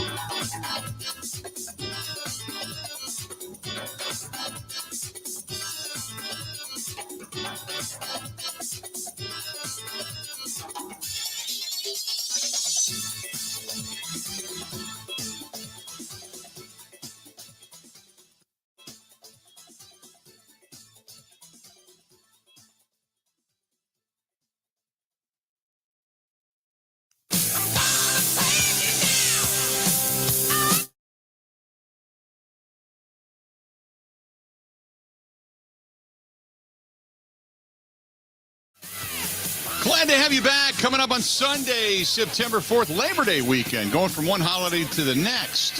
We have our motorcycle ride coming up for Fisher House, Wisconsin. It benefits veterans, military members, their families, and we cannot do it without you. Please, if you have not registered already, if you ride a motorcycle, I don't care if it's a Harley, a Yamaha, a Honda, an Indian, I don't care. I don't care what it is. You are welcome to join us. Please come out and join us. It's going to be our biggest ride ever. We are shooting this year. Last year we came close. We're shooting this year for over 800 bikes. We were just short of that this past season. So last year, but this year, with everything, all the details that have really come together in a great way, and our sponsors that have come on board, this is going to be our biggest and best ever. It's going to start at Milwaukee Brewing downtown on 9th Street in Milwaukee, and end up at Wisconsin Harley Davidson, where we're going to have a huge after party, Hairbangers Ball, Rebel Grace playing the after party.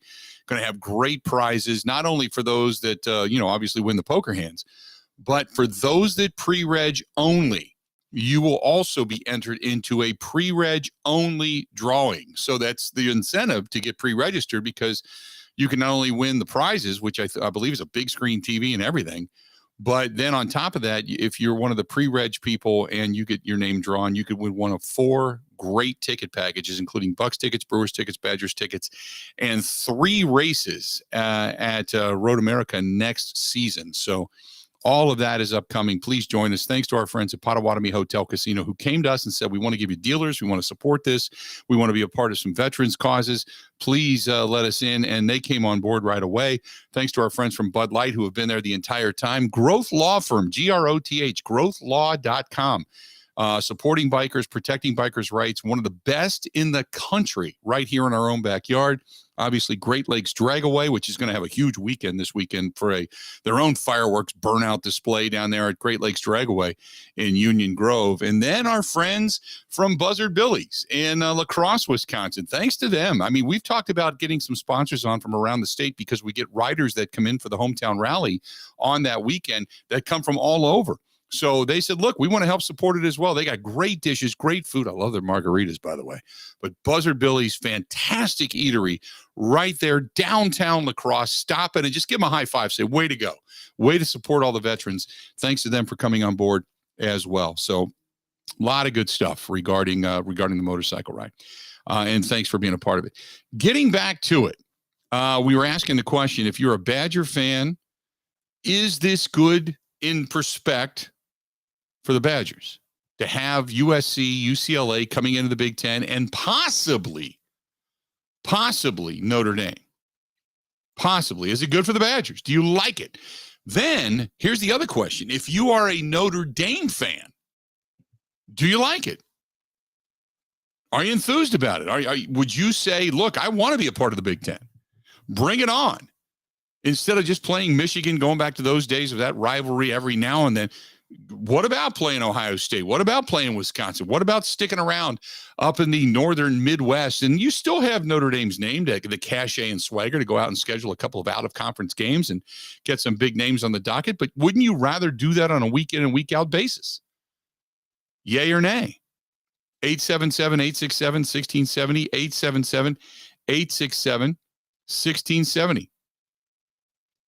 Again, 877-867-1670. Hit us up.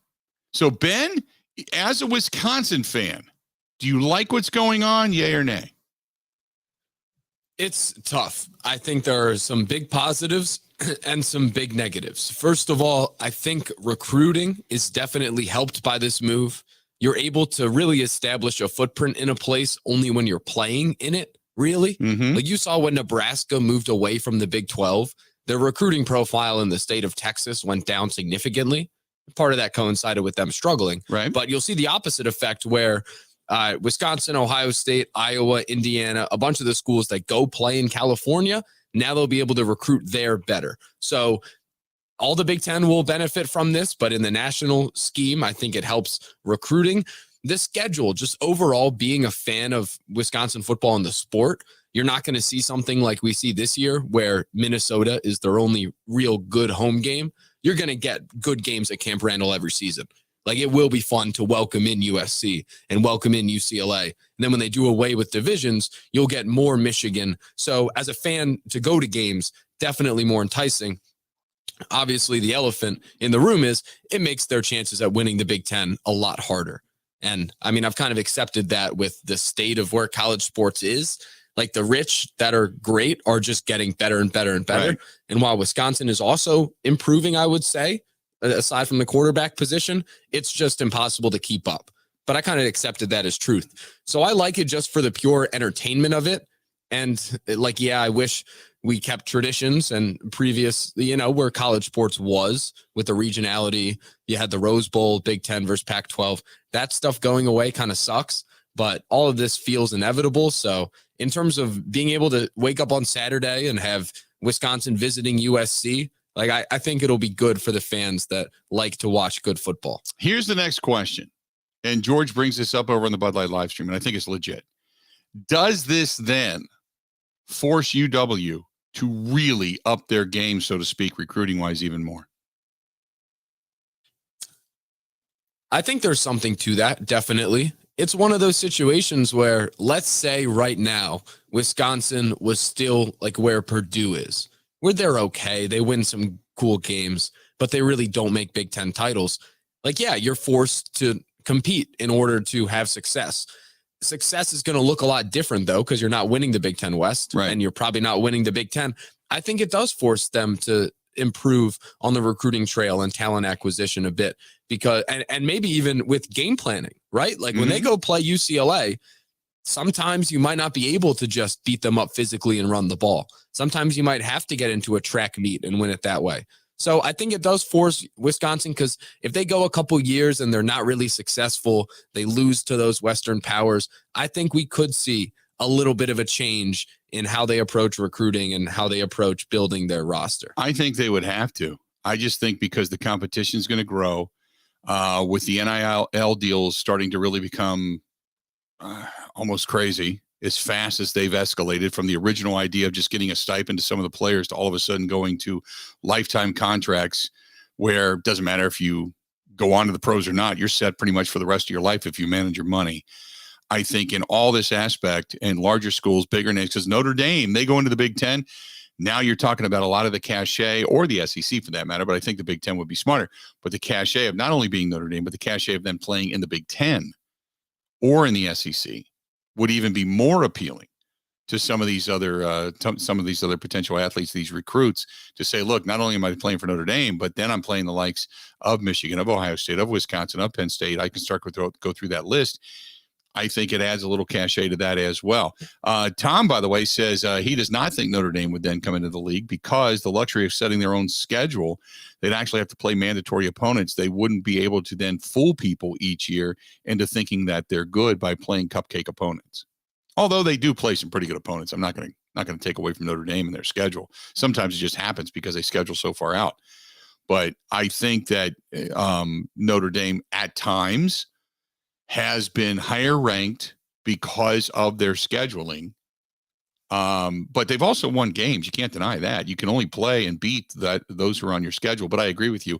If you don't have to play Michigan and Ohio State and Wisconsin and Iowa and Penn State and all those teams, Michigan State every year, then yeah, you can get an up and down year, because then you can kind of pad your schedule for teams that are on the downside rather than on the upside. No doubt. What were you going to say, Ben? The myth that Notre Dame doesn't play anybody, but you just said it. They beat the crap out of some bad teams, but you look back this last year, they didn't know that North Carolina was going to be a mess. They didn't know that USC was going to still be a mess. Like, they do schedule legit teams. They scheduled USC. They scheduled Michigan. They scheduled some teams. You know, they took a chance in scheduling Cincinnati, thinking they would just roll there with a home game. And Cincinnati went into the into the stadium and beat them. You know, I mean, they didn't know. And I agree with you that sometimes scheduling a team, I mean, the Badgers, when they scheduled LSU, was supposed to be this giant power, and LSU had been on the downside after that. You know, and don't get me wrong, it's still a really good opportunity. But sometimes when you schedule it 5 years in advance. Well, a lot happens. That whole crew that's there when you schedule that team is gone for the most part by the time you actually play them. So I agree with you. I don't fault Notre Dame. I know that sometimes Notre Dame gets the cachet because of their name. I understand that, but that's not all the time. 877-867-1670. If you want to hit us up, please feel free to go ahead and do so. 877-867-1670. Stay tuned. We got a lot more of the Bill Michaels Show next. This is the Bill Michaels Show on the Wisconsin Sports Zone Radio Network. One of the worst things that you can hear, you have cancer. The worst is when you hear the words, your child has cancer. When a child is diagnosed with cancer, it changes their world. Sometimes they can't even do things that they really love, like playing soccer, riding a bike, going to prom, attending school. Children with cancer spend a lot of time away from others. Time in the hospital, treatments, tired, nauseous, and they feel isolated. That's where Special Spaces Wisconsin steps in.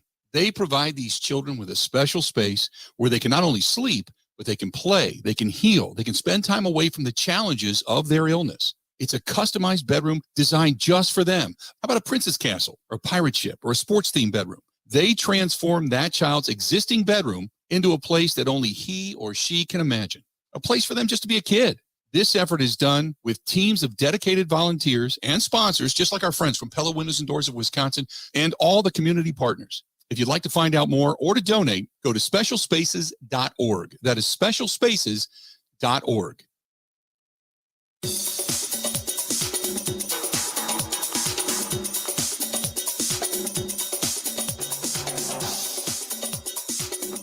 Bill Michaels will resume in 3 minutes.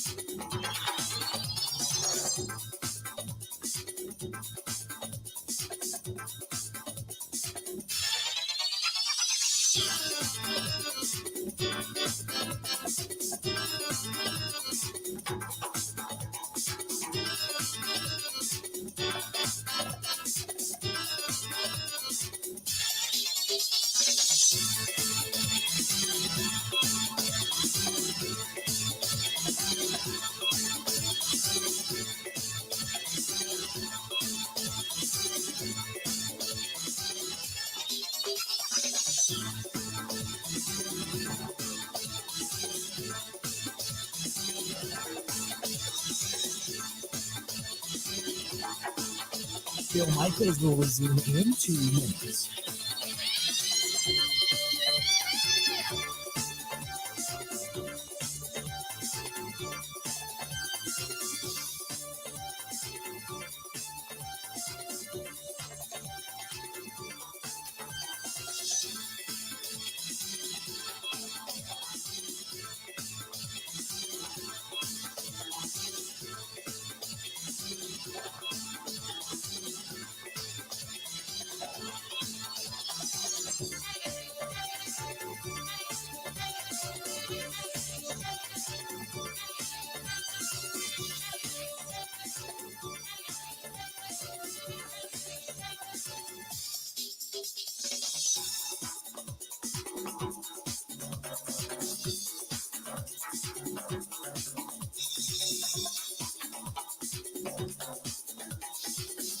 Bill Michaels will resume in 1 minute.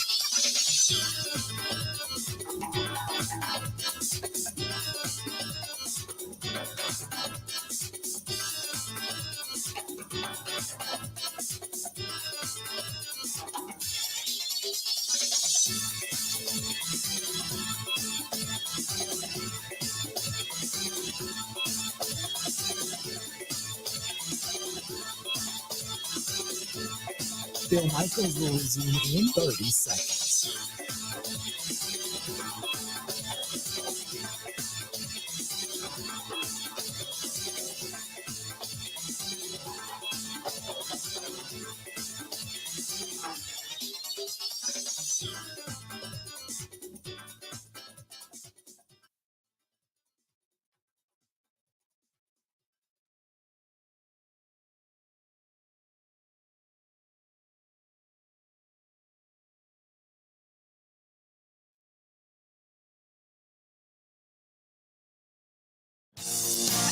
Heading up to Road America tonight, and well, actually after the show. And one of the things that I'm packing with me is some of the wines from Forgotten Fire Winery. There is nothing like just hanging out, opening up the RV, sliding it out, throwing out that big carpet, throwing the chairs out.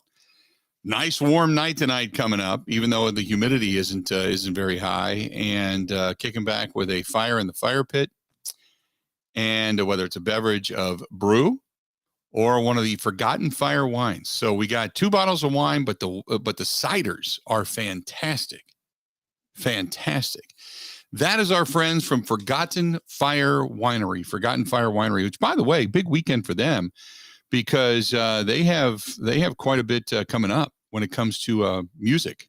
They've got a lot of stuff going on this weekend over at the winery. So if you're going to be in Peshtigo, Wisconsin, stop on up and say, hey, I heard about it on the Bill Michaels Show. I'd like to do a little bit of a tasting. Talk to Jake. He's the winemaker. And just enjoy the wine. They've got charity events both on Saturday and Sunday, food being made for different charities, music both days. So enjoy yourself in Peshtigo or wherever it is you're going to be this weekend. If you're not going to do the beer, then sit back with a nice chilled bottle of white, chilled bottle of red. Hell, I don't care. They don't care either. It's called Fun in a Bottle. That's Forgotten Fire Winery. ForgottenFireWinery.com. Find it at your local grocery stores, liquor stores, wine stores. You'll find it. It is Wisconsin made right here by people in Wisconsin, for people in Wisconsin. And as they say, it is fun in a bottle. I love that stuff. Forgotten Fire Winery. Yeah, and the Moscatos are out, by the way. Oh, yeah. Oh, yeah, they got some good stuff. Tomorrow, by the way, live music from Fire on High. Sunday, music by Matt Johnson. The normal business hours, they are open on Monday, 10 a.m. to 5 p.m., so stop on in. But they're grilling for charity with the local AmVets tomorrow. And then on Sunday, the Peshtigo Music parents are going to be out there fundraising for the Peshtigo Schools music departments, and they're heading to Nashville. So they're trying to raise some funds for a trip to go to Nashville. So not a bad way to go. That's all from our friends at Forgotten Fire Winery. Going back to the discussion about the realignment and also the Big Ten and getting UCLA and USC and the possibility of them then bringing in Notre Dame. Ray, as a Notre Dame alum, says, I, for a long time, have been telling my friends they should go to the Big Ten. There's more money there, would mean more benefits to Notre Dame, and Notre Dame would then have the opportunity to stand up with Ohio State and dominate the Big Ten. They should do so. Although, Ray, let me caution you after this. They should do so, and that would then solidify them each and every year into a bowl bid when it comes to a championship. Ray, I love the enthusiasm. The arrogant optimism, I'm a little bit over the top on. Wait a minute. Remember when there was one other team that said, let's go to the Big Ten and dominate? The only foe we really have is going to be Ohio State, and we can beat them. We're the almighty, right? Who was the last team to do that, Ben? That was Nebraska. Damn straight. And what have they been doing ever since in football? Sucking swamp water. Correct me if I'm wrong, Ben? Yeah, I was going to put it nicely. I've said they haven't been great. But, yeah. They haven't been great. They're a damn train wreck. There you go. There you go. The last team that came in, the last school that came in and said, hey, we are the almighty. We're going to join the Big Ten for the money. We're going to take their money. We're going to take their championships. We're going to kick their ass. And lo and behold, they have had a large shoe, squarely implanted in the rectum pretty much ever since the day they came into the Big Ten. Let's be honest. So, yeah, bring it on, Notre Dame. Show your wares. Bring it on. That's part of the reason some people say, as Stacy says, no way Notre Dame ever comes to the Big Ten or the SEC. They would get beat up on each and every year, and that is completely unacceptable to the almighty Golden Domers. Stacy, you're probably right. Penn State kind of thought that a little bit, but Nebraska was the one that came in with all the pomp and circumstance. But I agree with you, Greg. Greg said Penn State had the same idea. Penn State, when Joe Potts said, yeah, all right, well, take a little money, there's a bad joke there to be made, and I'm not going to do it. But, and thank you for those that were saying the joke, but I'm not going to do it. But I agree. Penn State came in with a lot of thought that they were going to come in and just run roughshod over the Big Ten. Never happened. Never happened. Coming up in the next hour, Bailey Curry, NASCAR driver, Xfinity Series. Yeah, he's going to be joining us. It's time to talk a little racing. We got other things to get to. We're going to talk. And the quote of quotes. One, Bill Huber and Rich Bisaccia regarding the Green Bay Packers. There's more from Pro Football Focus out about the Green Bay Packers. And it's not the reaction I expected coming out of the world of golf. We still got a lot. We got 2 hours yet to go. Going into the holiday weekend, we got a lot to get to. Hang in there. More of the Bill Michaels Show. It's coming up right after this.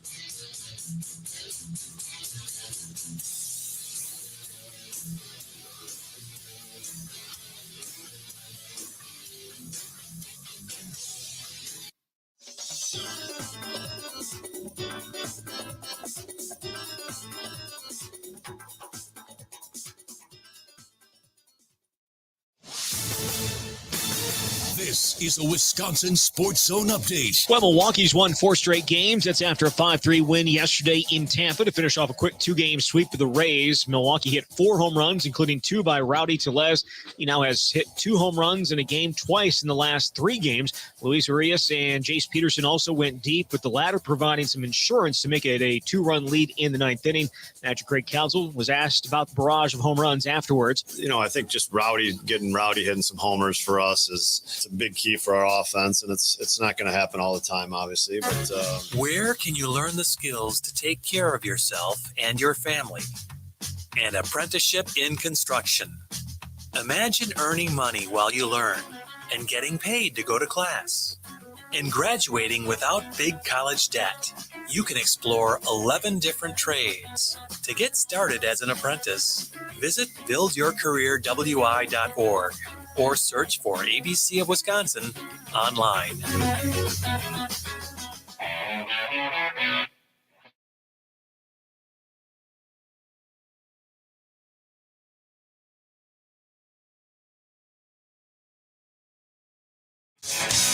Hour number 3 of the Bill Michaels Show.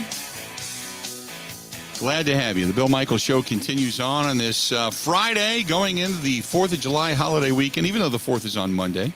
It's the extended weekend. I think we're all going to enjoy that. 877-867-1670, 877-867-1670. You want to hit us up? Give us a shout. Get your opinion out there regarding the Big Ten. USC, UCLA coming in. As a Badger fan, what you thinking? How does this affect you, if any? And as a Notre Dame fan, do you want to see Notre Dame go to the Big Ten? Would you like to see them head into a conference? Big Ten, SEC, whatever it happens to be. You want to go in that direction?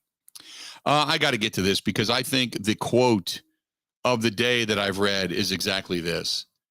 Did you see Bill Huber's tweet, Ben, by any chance? No, I have not. He says, quote, comparing Rich Bisaccia's special teams to the Packers' special teams over the past 16 seasons, it's like comparing Joey Chestnut to a picky kid at a family picnic. Joey Chestnut being the hot dog eating champion every July 4th, who has stuffed anywhere from 30 to 60 hot dogs, even more, into his gullet in a short period of time, comparing him to a picky kid at a family picnic, a picky eater. That's fantastic because apparently, if you go back as Bill did, doing yeoman's work, taking a look at the Green Bay Packers special teams and the schemes and what Rich Bisaccia brings to the history, it's strong of his special teams, especially compared to the likes of, say, Ron Zook, Maurice Drayton, Mo Drayton, starting with Mike McCarthy's first year as the head coach in 2006, right? It's just a vast disparity when it comes to kind of how they look at the framework, if you will, between the two. The Packers under Mo Drayton finished 32nd in the 43rd annual special teams rankings compiled by Rick Goslin of SI.com's Talk of Fame network. The Packers have been consistently bad in special teams, finishing 20th or worse in 7 of the past 9 seasons. That sucks.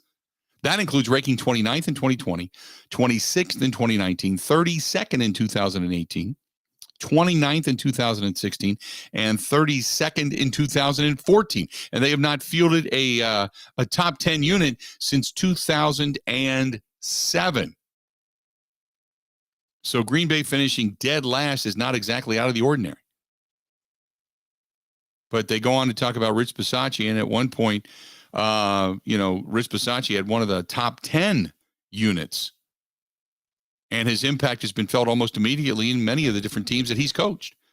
So it's a good read. If you follow Bill Huber over on Twitter, stop over and check it out. But it was just one of those things that caught my eye, and I thought, oh, my God, thank God. Thank God, at least right now, on paper, the Packers have put their money where their mouth is. They have done anything and everything they can to say, look, we have got to upgrade a unit that has been short of the consistency up until this past season of Mason Crosby. It has been consistently inconsistent. It has not been a real threat. It has not been a large difference maker. It has been woeful, to say the very least. And that's putting it mildly. And the fact that they finally said, okay, no more nepotism. We're going to go ahead and put the money into it. Bring in Rich Bisaccia. Go ahead. Let's see if we can upgrade this giant piece of crap that we call the jalopy of special teams.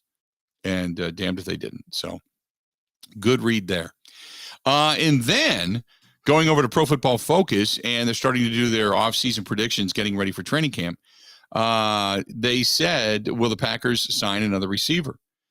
Pro Football Focus writes, I would usually say it's a little late in the process to integrate another receiver into the offense, but there's still a ton of quality veterans available. You start with Odell Beckham Jr., obviously, but he's coming back from the knee injury.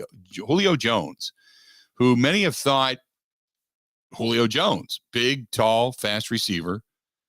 The problem with Julio Jones is, go back to his days in Tennessee this past season, he was terrible. He's always banged up. He's lost a step. He's still a big, tall receiver, can still go get it. He's got to be a better route runner, even though he is veteran. Everybody talks about route running capability. Towards the end of his career in Tennessee, he was kind of curling things off, not running the routes the way he used to. Then again, it could be just the quarterback throwing him the football. And with a legitimate quarterback like Aaron Rodgers throwing him the football, suddenly he could come back and be all that in a bag of chips again. Who knows? But they're still sitting out there. There's Will Fuller, T.Y. Hilton, Emmanuel Sanders, Cole Beasley, all guys sitting out there. The Packers already signed Sammy Watkins, and they drafted Christian Watson, Romeo Doubs. We all know that. But after losing Devontae Adams and MVS, including Equinemius St. Brown, they could definitely still use another addition, many seem to feel. And Pro Football Focus says we give Green Bay Hilton in my one trade or free agent acquisition for the all 32 NFL teams that are still out there before training camp, the piece of the week. They're sticking with the plan that the Packers will indeed bring in at least one more veteran wide receiver before it is all said and done. So got that out there too. Another thing to think about. 877-867-1670. Let's go back to the phone calls. Talk to Tom. Tom, welcome to the program, man. What's happening? Good afternoon, Bill. Hope you're doing okay. Doing great, man. What are you thinking? Calling regarding the Wisconsin thing. I don't see much of an advantage for Wisconsin and for most of the teams in the Big Ten except for money. And we all know that's what this has come down to, is money. Your assistant or whatever had stated about, well, it'll bring in USC and UCLA into the play at Camp Randall, et cetera, et cetera. But, UCLA come in 2024. It may be 4 years before either one of those teams make a visit to Camp Randall. Mm-hmm.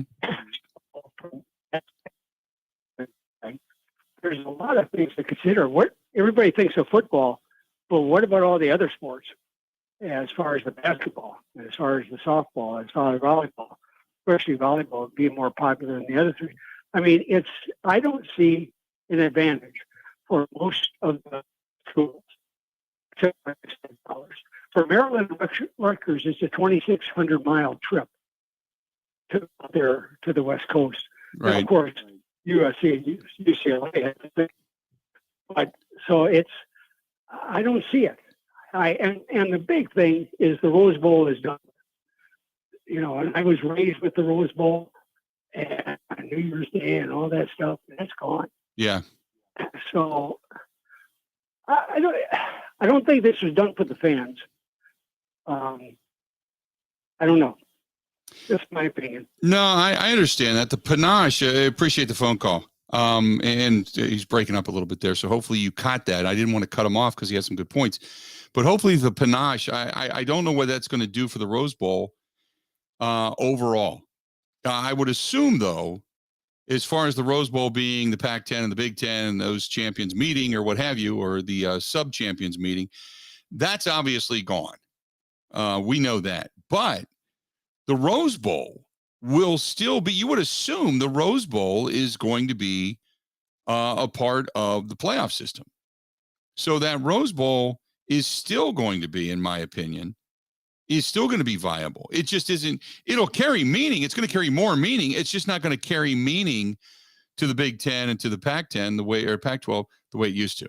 And I get it. It's, some of these traditions, and Ben, we talked about that. Some of these traditions are going away. And it's not going away because they're unwanted. It's going away because the almighty dollar just is going to outgrow that particular, the old style way it used to be, the traditional way it used to be. Some of these traditions we're just going to have to say goodbye to, basically, right? Yeah. And even the Rose Bowl thing specifically, I would argue that identity has kind of been lost for a little bit. I mean, you go back to the 2010 season Rose Bowl, 2011 calendar year, Wisconsin played TCU. And that was because Oregon was in the national title, I believe, against Auburn. And then you go a couple years ago, right? Oklahoma played Georgia there in a college football playoff semifinal. So I think they'll still find a way to make the Rose Bowl important. I guess just with all the money that's gone into it since the college football playoff has started, the sport's been turned on its head. So yeah, it sucks in many ways, but I'm kind of coming to terms with it and trying to find, I guess, the good things that are happening and hoping that all this craziness stops soon and we play football. Yeah, I agree. 877-867-1670, 877-867-1670. You want to hit us up?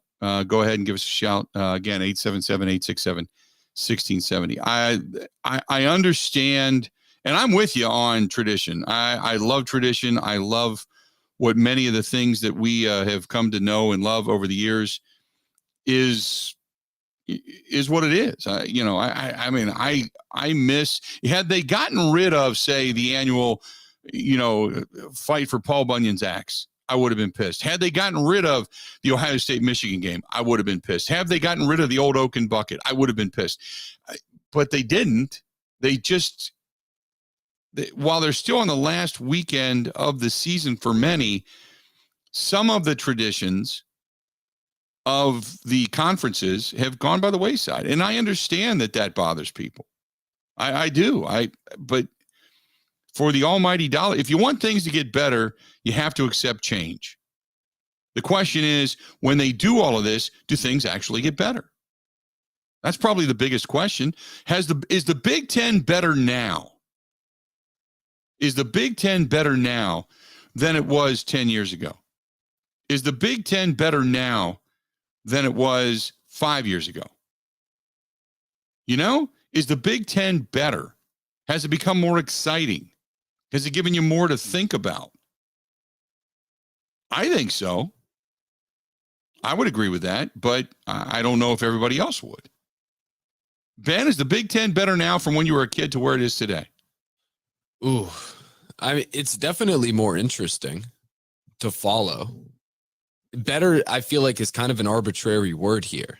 Like everyone has a different definition of it. I mean, 10 years ago, exactly, Wisconsin was winning Big Ten titles. So I might say 10 years ago it was better, right? Because they could actually beat Ohio State or not have Ohio State just run away with it. I really don't know. I don't know how to answer that because I feel like it's just different. Like it's better in some ways. It's a lot worse in others. Mm-hmm. The term is different. It doesn't carry the same. It doesn't carry the same tradition, but who cares? Everything moves forward. And I think that's what humans do not like change. None of us like change. You don't like to change a job. You don't like to change a house. You don't like to change a car, because you know what you got and you hate change because of the uncertainty of it. And I understand that. I'm not knocking it. I understand it. What I'm saying is that I think this is ultimately good for the Big Ten. I think the money is good for the Big Ten. I think the money is good for schools. I think it forces, as far as a Wisconsin fan goes, I think it forces Wisconsin to continue to progress, to continue to get better. If they get away from the divisional aspect of this, I think it's going to force Wisconsin to take a good hard look at itself and say, who is our direct competition? And I think if you bring in UCLA and USC, your competition to a certain extent would be probably more so USC than UCLA. But I think your competition still is and for always will be Ohio State. Ohio State and Michigan. Those are the top two teams with the most panache in the Big Ten. Always have been. I think those are the two teams you're either chasing or trying to keep behind you so you don't get surpassed. That's it. And you just got to stay up with them because that's who really your competition is. You don't want to allow Iowa, Nebraska, Minnesota. You don't want them to start nipping at your heels. You don't want to fall back. I get that. But I still think that your main competition, if you're going to keep your eye on the prize, has been the dominant factor. That's been Ohio State for a long period of time. 877-867-1670. If you want to find us, feel free to go ahead and do so. 877-867-1670. This portion of the program brought to you by our friends over there at New Mail Medical, treating guys with ED all over the state of Wisconsin, well beyond the borders as well.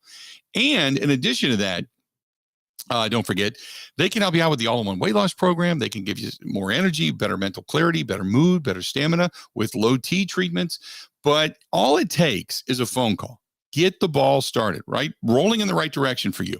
414-455-4451. 414-455-4451. That's the New Mail Medical Center. You got to give them a call. Get the ball rolling.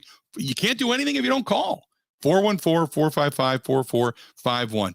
Low T treatments, ED treatments, all-in-one weight loss program, supplements, vitamins, whatever it is you need to help you be a better you, they can help you with. Check out the medical experts at New Mail Medical Center.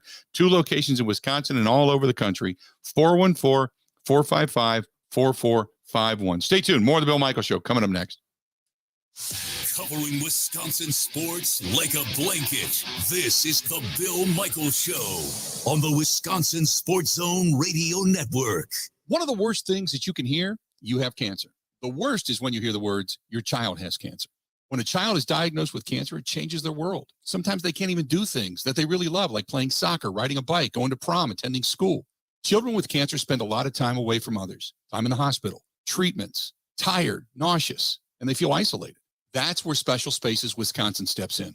They provide these children with a special space where they can not only sleep, but they can play, they can heal, they can spend time away from the challenges of their illness. It's a customized bedroom designed just for them. How about a princess castle or a pirate ship or a sports-themed bedroom? They transform that child's existing bedroom into a place that only he or she can imagine, a place for them just to be a kid.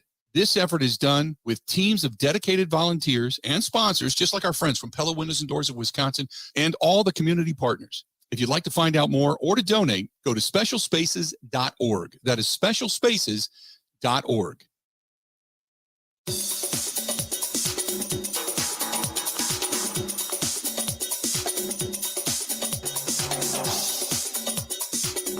Bill Michaels will resume in 3 minutes.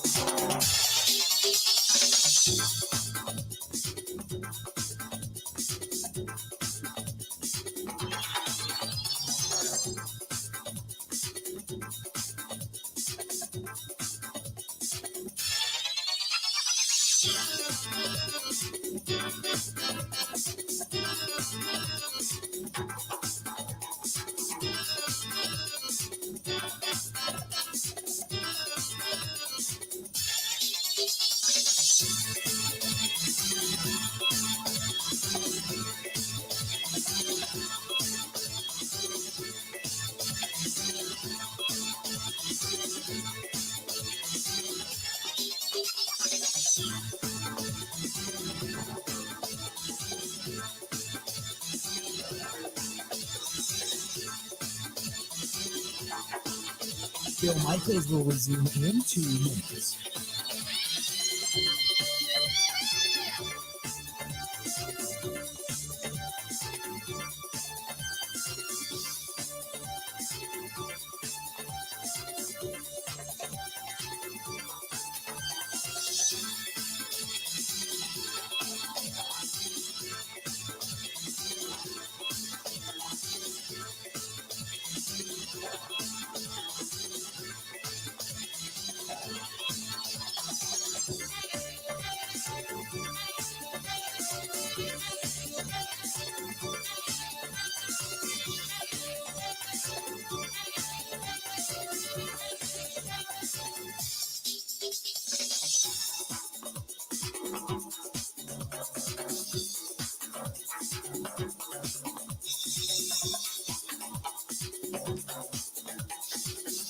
Bill Michaels will resume in 1 minute.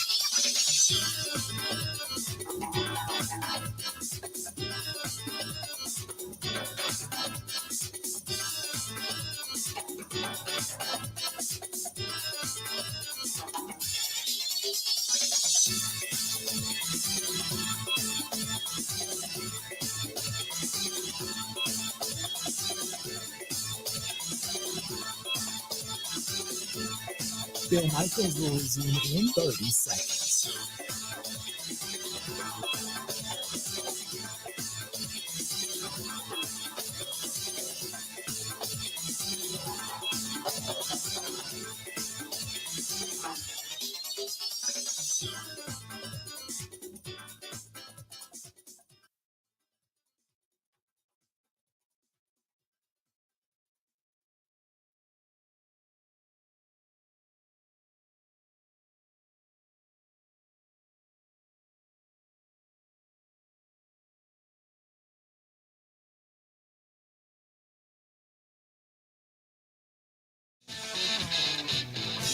How we looking? Big weekend coming up. Racing. Back at Road America. Xfinity Series Saturday. NASCAR on Sunday. It is the NASCAR Quick Trip 250. Presented by Jockey, made in America. And our friends at Quick Trip remind you, use your Quick Rewards card. Still giving away cash throughout the summer. Dairy days go on. So many good things that come out of Quick Trip. Just so much good. And those little cheeseburgers are fantastic. Use your Quick Rewards card, even if you don't win a prize. Even if you don't win, say, serious money. You still, every now and then, you walk up to the counter and you put that cheeseburger up there and they say, it's free. Oh, that's like gold. Gold at Quick Trip. Love those things. Stop at a Quick Trip, whether it's to just get yourself a refresher out of the vast soda fountain area, the beer cave, if you will, milk, bread, some of your staples, a lot of good stuff at Quick Trip. And I will see you up at Road America for the Quick Trip 250 coming up this weekend. As a matter of fact, coming up here in just a little bit, we are going to be talking some racing, which is nice. So hang in there for that. Going to be talking some racing here shortly. Bailey Curry coming up here in about 10 minutes. Stay tuned. We're going to be talking about Road America and what's happening this weekend. 877-867-1670. 877-867-1670. Find us. This is from Adam says, hey, and talking about the Packers' commitment to improving special teams, not only hiring Bisaccia, but I felt outside of the first two rounds, the draft was focused on improving that unit. I'm excited to see what they do from here on out. I would agree with that. I would agree with that sentimentality wholeheartedly. This is from Sarah. Says, go Pack Go. Love the hiring of Rich Bisaccia. So many people talked about him and his inspiration and his knowledge and his as she puts it, I can't say that, no BS approach, we'll say, to football. I love it. Getting a little tougher, getting a little gnarly, as she has it, on the special teams unit. Can't wait for the season to get here. I'm with you. I can't wait for the season, but then again, I want it to slow its roll. I just want to enjoy summer. I think we all love football season. We are a football state. We eat it, breathe it, sleep it, blanket. Get it. Cheese heads, cheese bras, cheese crowns, cheese hats, you name it. We love it. But this time of year, I just wanted to relax. I get it. We got to talk about it. It's what we do, right? But just relax. Who's this? This is from Graham. Says, are you heading? Oh, that's my buddy Graham McDowell from Scotland. Says, are you heading over to London? If so, I would like to see you there. Graham, don't know as of yet. Don't know if we're going to do the London thing. I have contemplated it. It is not a cheap trip, just so you know. But Ben, do we take the show to London? Do you and I do a show from a pub eating fish and chips? I mean, if I am included in that, absolutely. Otherwise, I will run to the higher ups and say that, can't happen. Yeah, I have thought about that. I don't know. We would have to get our buddy Trevor on it, who is one of the most crack engineers we've ever had. But I would have to get him on it because I don't know what it would take to be able to do the broadcast live from London. I don't know. What time is it in London right now? If we're doing the show leading up, like if this was the Friday before the Sunday game and we have to do the show at our regular time, what time is it in London right now? 6:30 p.m. 6:30 at night. So, oh boy. So we would have to do the show. So it's 6:30, which is 12:30 here. So 6 hours time difference. So we would start the show. Man, our show would then air over there. Correct me if I'm wrong. No, that's not right. I've completely screwed up because I was going to say in the AMs, but it wouldn't. 4 p.m. to 8 p.m. 4 p.m. to 8 p.m. London time to air it in the morning here, which basically that's pub time. We would do it from the pub. Oh, now that's not a bad way to go, right? If we could do that, might have to. I feel like there should be a trial run. You go to a pub in South Philly and see if you leave alive, and then if you do, you can go to London. Yeah, that we could do that. Do it live from a pub in London for say 3 days. Wednesday, Thursday, Friday. do the post-game show, fly home, off on Monday, back at it on Tuesday. That's not a bad way to go. I'd run down the hall and see if Randy Hawk's around somewhere. Or better yet, go past Randy's office, get down to Tom Walker and say, Tom, what do you think? Kick in a little extra? Me, you, Clemens, we head over? Zach Heilprin, he covers the Packers too. We'll bring Zach with us. That wouldn't be a bad trip. He has his hose out. Yeah. Because Clemens, you have not gone on a road trip until you have partied with Mike Clemens. I'm just saying. That wouldn't be a bad thing to think about. Might have to go there. 877-867-1670. Brian says, no way. Touchdown Jesus ends up in the Big Ten. They like the arrogance of being the independent. Oh, see, Brian, though, as we talked about it earlier, how much arrogance do you have to turn down $55 million? Right? I mean, I'm sitting here. I had ESPN on earlier today. That's all they're talking about is Notre Dame. Now, with everything going on, the swagger of USC and UCLA going to the Big Ten, adding to that already the depths of good football and good institutions, the large television market. Because as much as you want to say, if you're the SEC, look what we got. You got Oklahoma and Texas. Two huge programs. Don't get me wrong.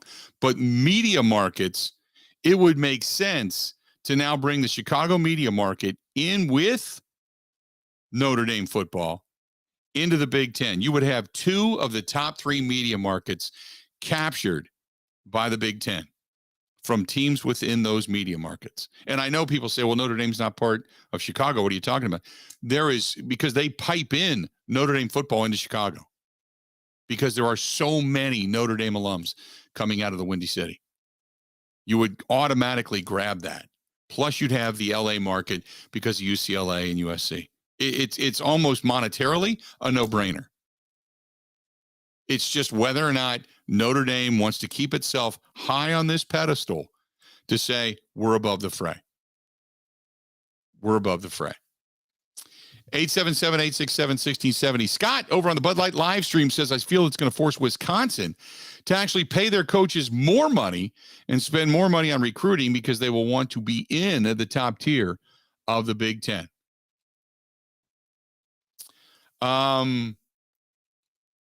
Chuck says, by the way, an FYI, Grant Bills has been talking about trying to convince the powers that be to send him to London to, quote, cover the game. All right, yeah, we're out then. No need. Okay. Grant Bills takes precedent? Or I don't want to go to London with Grant Bills. No, I was saying if he's going, I don't see why he's we going. See, but this is my thought. There is nothing better than a hammered Grant Bills who has to place the phone call back to La Crosse, Wisconsin to say, I need me some bail money. That would be great. I can't see them wiring him bail money. And besides, we can go in and yell stuff in a pub and then just point at Grant. I can't believe he said that. Watch Grant fend for himself. That'd be great. The ultimate in hooliganism. I like Grant. I wouldn't get him toasted in a bar. Come on. 877-867-1670. Hit us up. Let's do this. Going to go ahead and take a quick break. When we come back, let's talk some racing. Racing going on up at Road America this coming weekend. This portion of the program brought to you by our friends at Kunes RV. The big unit cruiser out for its maiden voyage. That is from Kunes RV. Go to KUNES, KunesRV.com for the best, with the fastest growing RV dealership in the state of Wisconsin for the best selection. Huge selection, not to all over the state, but the one down in Elkhorn where we get ours. My God, they got a lot of units down there. Holy mackerel. Go to Kunes, KUNES, KunesRV.com. You can trade one in. You can consign yours. You can rent one. Or you can just go down, look around, take in that new RV scent, and sit back, relax, and enjoy yourself right here in the state of Wisconsin with some great staycations. Rather than spending all the big money to go all over the country and the way prices are going up, go to Kunes, KUNES, KunesRV.com. Talking racing next. Covering Wisconsin sports like a blanket. This is the Bill Michaels Show on the Wisconsin Sports Zone Radio Network. If you're in or near Humbird, Wisconsin, check out a family success story with a good old-fashioned farm store. Go to ScholzeFamilyBeef.com. That's ScholzeFamilyBeef.com.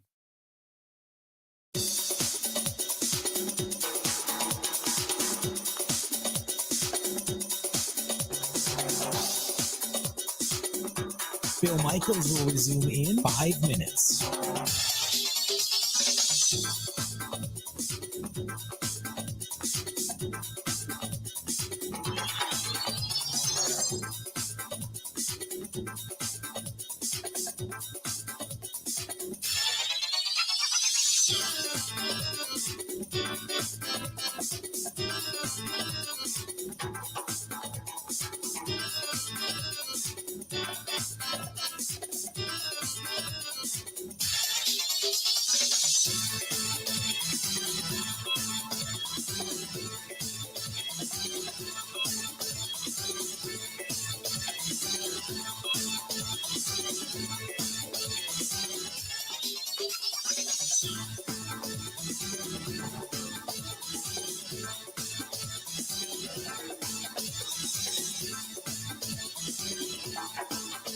Bill Michaels will resume in 4 minutes.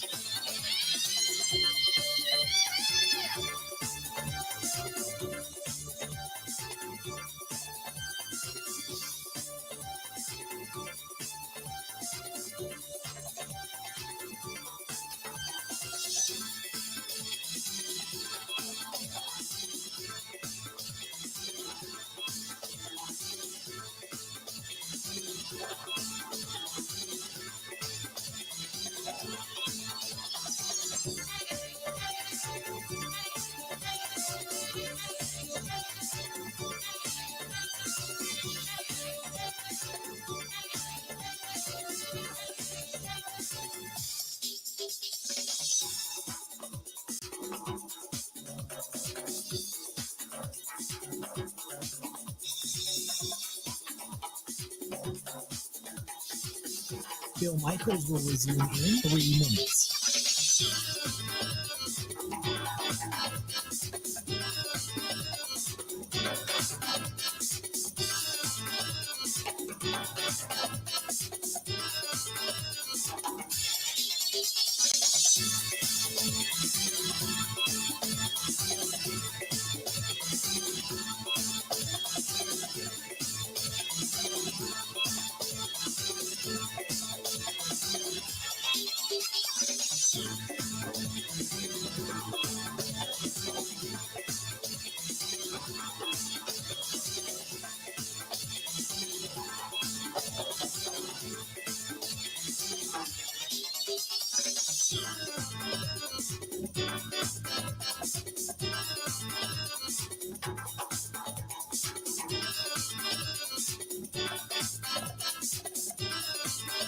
Bill Michaels will resume in 2 minutes.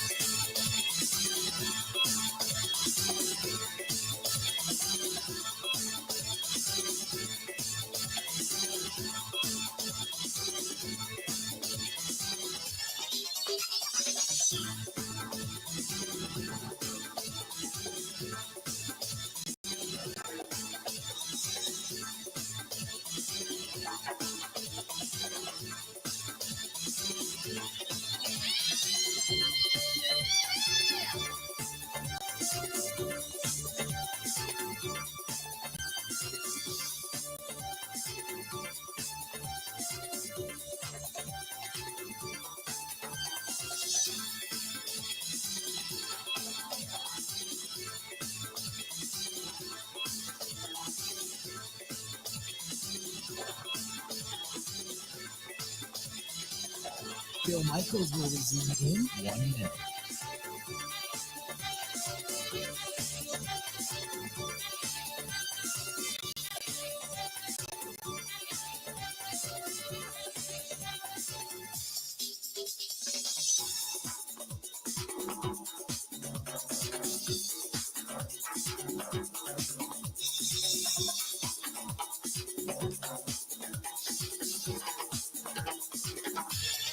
Bill Michaels will resume in 30 seconds.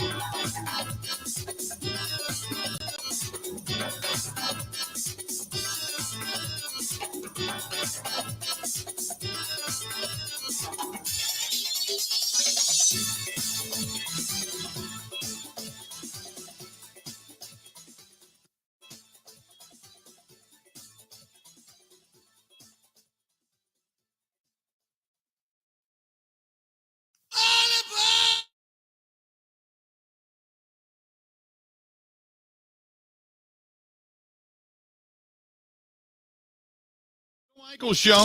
We continue on. Big weekend this weekend coming up. Road America is going to be roaring. Cars running around the track all week. They are all now settled as the haulers got in there yesterday, and everybody had a good night's sleep. Beautiful weather today, and they are back at it tomorrow. It's the Xfinity Series, and then the NASCAR Series running on Sunday. And joining us now out of the Xfinity Series, the number 4 JD Motorsports Chevrolet, our good buddy Bailey Curry is joining us. Bailey, how you doing? Hey, I'm pretty good. How about y'all? We're doing well. So welcome back to Road America, man. So tell me why this track is so special, because I heard so many good things after last season, although the Xfinity Series has been running there for a while. But tell me why this track is special. Oh, man, it's just cool. It's a racetrack through a national park, what it feels like. It feels like you come to a campground and there's a race going on. So just a beautiful, beautiful place. I walked around earlier, walking through the woods, going to watch the Trans Am practice. So that's cool. And just being here, seeing all the other road course divisions as well, getting to watch them is really neat. And yeah, it's just a real fun, packed weekend to race. So I know they do the camping site setup where if you kind of put up your favorite driver, they go around and pick out campsites that are decorated the best. Did you see any Bailey Curry campsites that are hanging out there with like giant cardboard cutout heads or anything like that? No, unfortunately, I haven't. I might have to go explore a little more later, see if I can't find one. There's always going to be a fan, even if you don't have one, going to be a fan willing to give you a beer and a brat. I know you can't drink and drive, but the brats are fantastic up there. So let's get into the series, because this year, a lot of changes, but then again, all racing is racing. You kind of do the same thing. So talk about your season thus far. Yeah, I moved over here with Johnny Davis Motorsports this year. We've had a lot of speed in a lot of places, and we've kind of had a lot of bad luck, but man, we've been really good. We've had good runs. Ran 15th there at Charlotte. We were on pace to have a top 10 in Atlanta, and same in Martinsville. Just things didn't go our way. So I feel like we're at this halfway point of the year now. We can kind of get that turned around, start clicking off some finishes. We can end up pretty good in the point standings here at the end of the year. This is not a course in which it's easy to pass. We all know that. There's not a lot of spaces for that. So you got to kind of pick your points. How much is this determined by not just yourself and picking spots to be able to pass, but also by your team and pit stops and getting in and out of those quickly? Oh, I mean, I watched the race here from last year. That seemed like pit strategy was everything. You saw a lot of guys staying out, guys take a fuel only, guys take a 4. You have guys coming through the field, and guys getting stuck behind other people, and having the track position out front helps those guys. So it's really hard to say. The tires are huge here, but at the same time, like I said, the track's narrow. It's hard to pass. So there's a lot of different factors that go into it. I think a lot of it's just how your car's driving at the time. Talking with Bailey Curry, the number 4 car driver, Xfinity Series, going to be running tomorrow in JD Motorsports Chevrolet in the series up at Road America. So when you talk about road courses like Sonoma, you can sit on a hill and see all of the course in Sonoma for the most part. It's a little more flat. It does have a little bit of undulation. Does this course, like you said, almost like a road course in the middle of a national park? And I've always said that, which is fantastic. But the fact that it's so much uphill, downhill, up and turning on top of a hill, does this really challenge you physically? Oh, definitely. I think it's one of the most challenging racetracks we go to, and especially road courses, just because of there's a lot of downhill braking, a lot of blind turns. There's a lot of very difficult things, very different aspects, and there's multiple of them all over the racetrack. So yeah, this is definitely a tough place, but it's a lot of fun as well. Do you as a driver, I mean, I know you're concentrating on the track, don't get me wrong, but do you as a driver, as you're going around the course, do you get a chance to kind of look And, now granted, I would assume it's if you're wide open in open spaces, but do you get a chance to kind of look at what then looks down upon you, the turns with the high bars and the fans on the side of the hill, obviously coming up through the start-finish line and everything that's there with the media center, on the back way and the carousel with that giant canyon off to the left-hand side? Do you get a chance to really kind of pay attention to any of that while you're actually driving the course? It depends. Like if I'm out there kind of by myself, I might notice a thing or two. But when I'm in the thick of it, racing with somebody, I definitely don't. Yeah, I would kind of think you got your hands full. Absolutely. How grueling is it when you just talked about braking, you talked about different shifts going up and down the hills. How physically is it on a driver when it comes to fighting a car, especially if a car is not set up perfectly in something like this? Because you do brake, you got to be cautionary when it comes to braking. You don't want to burn them up on a couple of different jam-ons coming down, say, into turn 5. How physically demanding is that to be able to drive that road course? It's definitely physically demanding. I think any road course you go to is very physically demanding just because you're having to do so much. While it is physically demanding, I would say it's very mentally demanding as well, keeping your head on your shoulders so you don't go and cook the brakes or don't go in turn 5 and lock up the left front tire and smoke it. So there's definitely a lot of physical, but a lot of mental challenges as well. It is great talking to you. We certainly appreciate you joining us for a couple of minutes. Thanks so much. Best of luck to you this weekend as well, and we'll see you up there. I'll be up there in probably about 6 hours to say hello. Okay, Bailey? Good deal, man. I appreciate it. All right, buddy. Talk to you soon. There you go. Bailey Curry, number 4 driver for the JD Motorsports Chevrolet in the Xfinity Series last season. He competed in 24 Xfinity Series events, had an average finish 28th. Wasn't great, but he made a total of 116 starts across all the NASCAR circuit and continues to kind of grow. So like he said, when they were in Charlotte, got up to 15th and had a couple of issues, and that's where he ended up. Not a great run at Dover by any stretch. Not a great run at the Auto Club Speedway either. Ended up 20th at Daytona to start the season off, but has had a couple of decent runs as of late, although last week in Nashville was not one of the best. Last week had issues, mechanical issues, and tapped the wall 31st. So we'll see what he ends up doing. Maybe he gets a little bit of the Bill Michaels Sports Talk Network mojo and ends up having a great run up at Road America this coming weekend. Looking forward to it. 877-867-1670. Javon says, did not know that they have those campsite setup awards. I'll have to look into that. Yeah, they do that every year, Javon. If you decorate your campsite as your, say, favorite driver or the favorite decorated campsite, they give you, they actually have a crew that drives around and gives out awards. And I don't know if it was Brad Keselowski or who it was. We actually did the story on the Happy Hour live stream when we were up at Road America. So if you haven't gone back and listened to that with John Evert, the media relations director from up there, we had a great conversation, about 45-minute conversation. But that was one of the things that he described was that there was a campsite that set up a full bar and put the big giant cardboard cutout heads of Brad Keselowski. I think it was Keselowski. I could be wrong, but put them all over. And Keselowski walked up, said, "Hey, how you doing?" And they're kind of like, "Hey, we're doing good. You want to be?" And then they went, "Oh, crap." And they realized it was him because, as Bailey says, a lot of the drivers jump in a golf cart or on a moped because they all have those little, those little two-wheeled scooters, so to speak, and they just drive around. You don't even notice them. They got glasses on, ball caps on, faces kind of shielded, but they love it. They love it. If you've never been to Road America to see any of this, you got to go.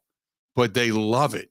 And they love just kind of interacting and intermingling with the fans, but they love to see the fans. They really, really do. As opposed to, say, like an infield track where it's only the motor coaches and the garages, like a Daytona. They get out a little bit with the fans at Daytona, but when you get to a road course specifically like this, where everybody's just camping, it's literally just a national park with a racetrack thrown in the middle of it. It's so fantastic. I love Road America. Love it. Looking forward to it. 877-867-1670. Got something to say it. Hey, I have something to say. I want to tell you about our friends at Pillow Windows and Doors of Wisconsin. They are good people. They have got by the way, Gina Della, I just read, I think it was Milwaukee. God, it was a magazine. I can't remember the magazine. I have to go down and get it. It just arrived yesterday. And there's a big article about the top 20 people, influencers in the Milwaukee market. And Gina Della from Pella was one of them. And how much they've grown, how much they do advertising, how much media they do, the way they've grown the business, the quality of the product, and all of that. And they've moved ahead as far as an influencer and a recognizable name. And so kudos to them and kudos to Gina. But Pella Windows and Doors of Wisconsin, if you are looking for quality, they have 6 different lines, 2 vinyl, 1 Impervia, which is stronger than fiberglass, we'll say.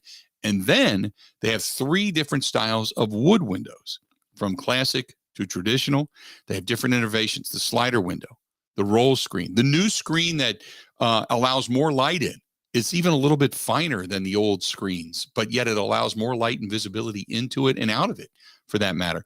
And right now, 4 years, no interest financing. 4 years, no interest financing from our friends at Pella Windows and Doors of Wisconsin. Get a hold of them. Go to PellaWI.com. That is PellaWI.com, or call them 855-PELLA-WI. You know why you want to do it now? Think about it. You're in the throes of summer. You're like, who cares? I don't have to worry about it. No, you do, because you want to get them to come out.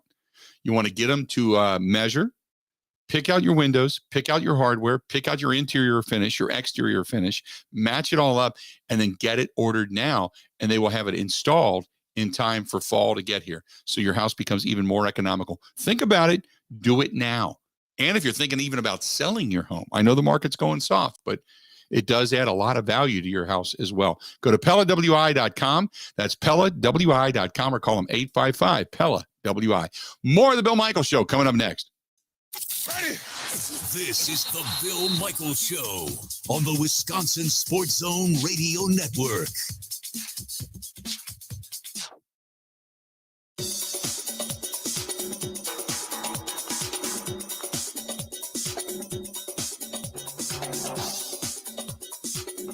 Bill Michaels will resume in 3 minutes.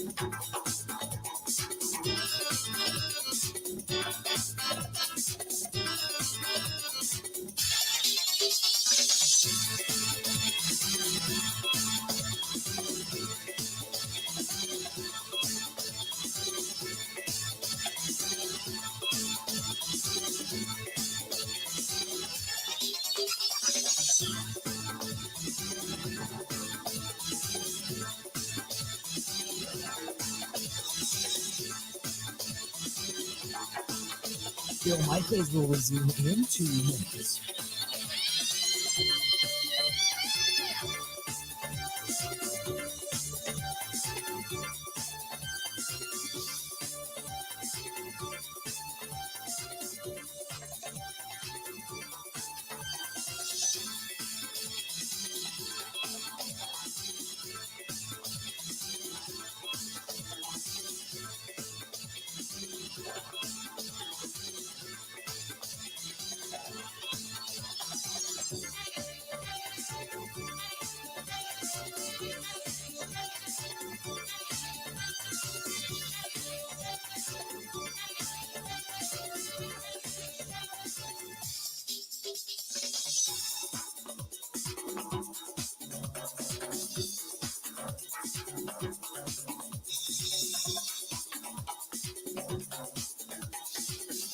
Bill Michaels will resume in 1 minute.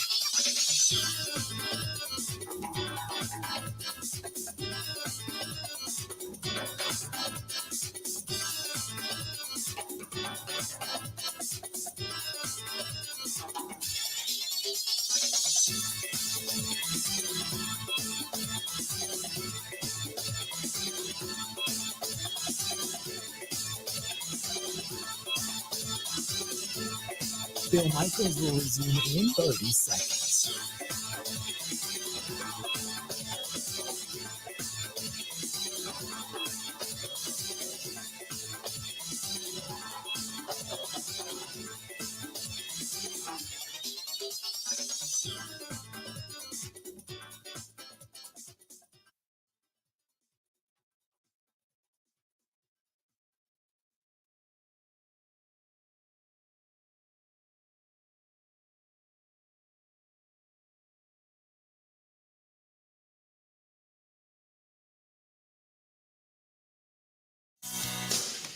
It's official.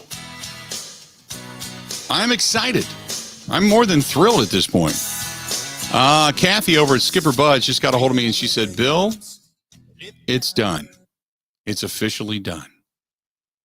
I'm giddy. If you don't know what I'm talking about, for the last, a couple of weeks after the engine came in for my boat, they had some things that had gone, they put the new one in, and as they were doing it, other things as you put a new engine in became evident. So they called me and they said, hey, can you give us a couple of extra days? Sure, no problem. I don't need it till next weekend. Good to go.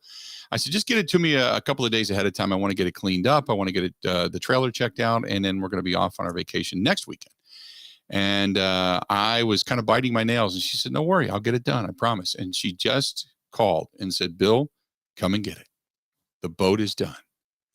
We may need by the time the summer starts to wind down, Ben, we may bring everybody into Milwaukee, and we'll put the boat in down by McKinley, and we'll go around the Summerfest grounds and maybe up the river and hit a couple of restaurants, couple of places to get beverages. Maybe we'll do like a staff party, or you get everybody out for an evening, keep everybody in town for a night, maybe on a Saturday.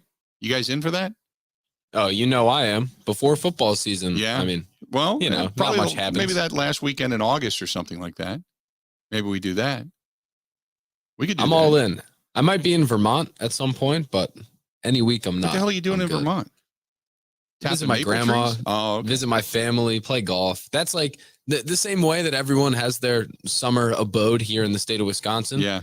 From Philly, that was always my summer spot. Lake, go hiking, mountains, all that stuff. Okay. Not a bad way to go. Vermont's like if Wisconsin had tall mountains, if that makes sense. Yep. Okay. Gotcha. Well, you know what? It's funny because that's where Kristen would go skiing. Growing up in Rhode Island, it was always go to Vermont. That's what they used to do. So I get the, I have never been to Vermont. I think the only time I think of Vermont, I think of the old show Newhart. That's it. It is skiing. It's maple syrup. It's woodsy. It's cozy. It's peaceful. Beautiful. But I've never been. I got to get there sometime. Have you seen Super Troopers, the movie or movies? No, I have not. Oh, that's a cult classic. This might be the first time in show history that I have brought up a certain pop culture reference. Really? And I'm the one who knows. Okay. Probably. Okay. Nothing wrong with that. I like the fact that you're dropping something on me, and I was clueless. So I'm Bill Grant Bills just texted me. He said, oh, God. Here we go. Are you talking crap about me? I just got a text. You text him back one word. You just text him back, Grant. Yes. That's it. He says, saying I can't drink. That's a funny joke. I'll drink Bill under his home studio. Oh my God. Grant Bills is just interjecting himself into all kinds of stuff. There. That's great. I love it when Grant comes on. We got to get Grant on the program just because we got to, we got to do is get everybody in the studio. Grant, Mike Clemens brings his hose. We'll be all fired up. Be great. In case you didn't know where that joke came from, you got to watch the Facebook fan page. Go to facebook.com/the Bill Michaels Show, and you'll see Mike. He gives a review on his new hose nozzle. Nozzle here with a whole bunch of new settings. This is Jet. That's good. Soft wash, little rainbow there. Little rainbow. Clean. That works. Yeah. Garden.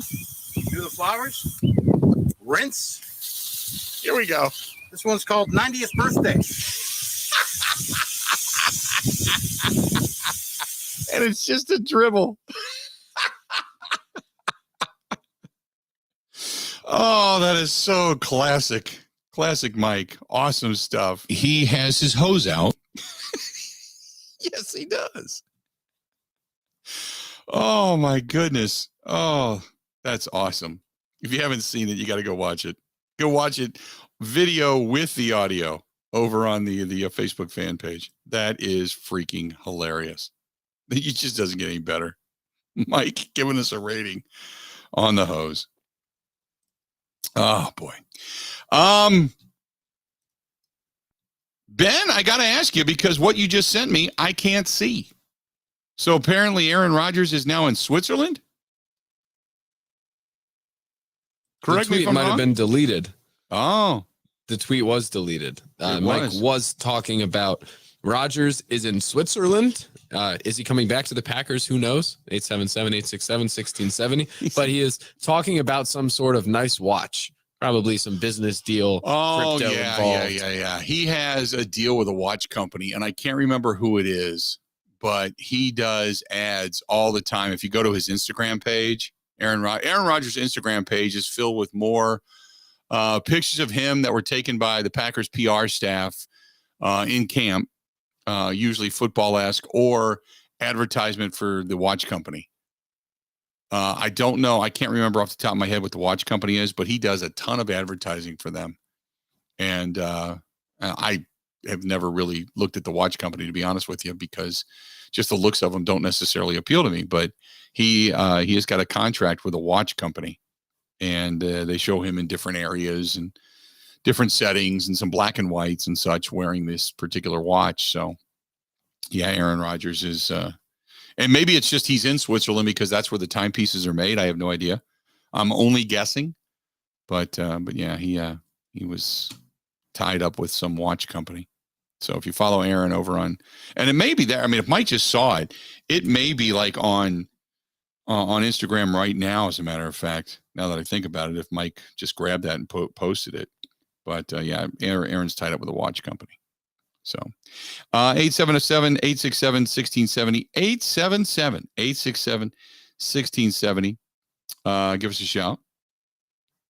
Yeah, I don't see anything on Aaron Rodgers' page at the moment, so just kind of look for that. We got another hour yet to go. Coming up in the next hour, still going to talk a little more racing. Rafa Matos, going to be joining us, Brazilian driver, now on the Xfinity Series.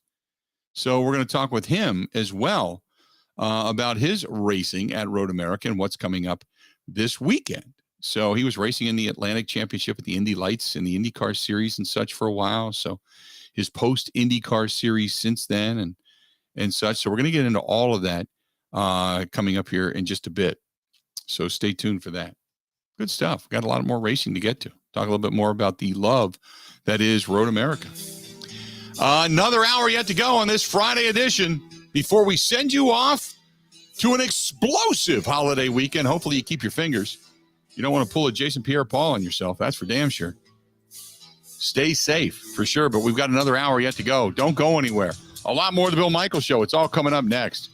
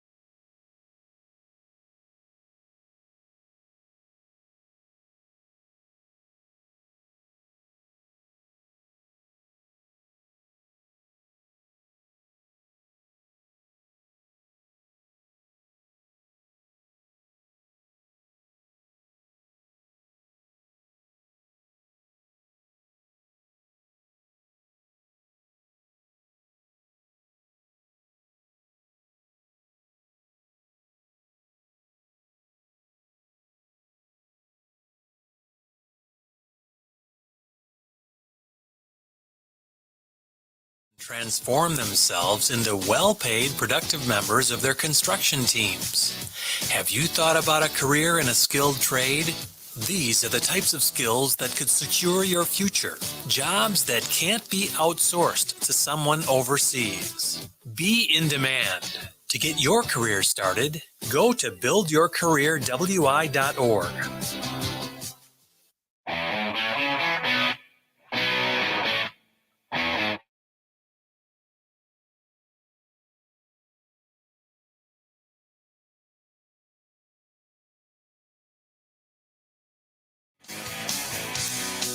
Hour number 4 of the Bill Michaels Show. Glad you're with us. 877-867-1670. 877-867-1670. If you want to give us a shout. By the way, going back to the Aaron Rodgers post, he is in Switzerland, or was. Zenith Watches. I went back and looked at his stuff. Zenith Watches. He was apparently at the Zenith factory where they make the timepieces. And there's a lot of pictures and videos and such of him going through the factory with watchmakers, looking through, microscopes and how they make these timepieces and such. So that might be what Mike Clemens was referring to. But Aaron Rodgers in Switzerland. You know what? There's not a whole lot of people posting about where other people are at this point. It's more of a TMZ thing. Ben, when you're out and about, does anybody go, oh, Ben Kenny over here in Lake Mendota? Nobody out there cares what the hell I do. I can tell you that for sure. Oh, my goodness. I do. I mean, now, here's the question, and I mentioned this the other day. No, you don't. You don't have to lie. Oh, I care about everywhere you're at. I don't think that's true. I do, only for the fact that you amuse me.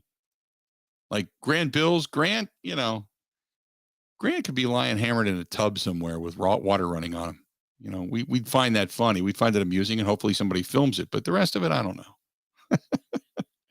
Amusing as in like a circus animal in a cage amusing, or like genuine like comedy amusing? This sounds like that question in Goodfellas where he goes, how do you find me funny? Like Rita Rudner funny? How do you find me funny? Ha ha funny. Oh, God. 877-867-1670. Phone lines are wide open. Talked a lot today about USC and UCLA heading over to the Big Ten. What does this mean for Wisconsin? Then the next domino to fall, which everybody's expecting at some point, Notre Dame's going to make some kind of an announcement and say, hey, we've been courted by X, whether it's the SEC or the Big Ten, and that's where we're going to end up going for the money. They are on the short side of about $55 million. That's not coming into the school. The NBC contract is not going to get that much bigger. So you would assume if Notre Dame decides to jump for the monetary aspect of this, it's either going to be the Big Ten or the SEC. We now just kind of hold our breath and wait. Although the last time the Big Ten, as we had alluded to earlier, courted Notre Dame, they were right there at the altar. And Notre Dame said, yeah, thanks, but no thanks. They kind of used it as a we'll say a bargaining chip to get more money for their own rights deal, and also to negotiate themselves into other conferences, so such as the ACC. So you figured there was a bitter taste still left in the mouths of those from the Big Ten, but a lot of those people have since moved on, and now we wait and see if a deal ends up, being imminent. Hey, by the way, Zach Levine of the Chicago Bulls. Do you see the deal he signed?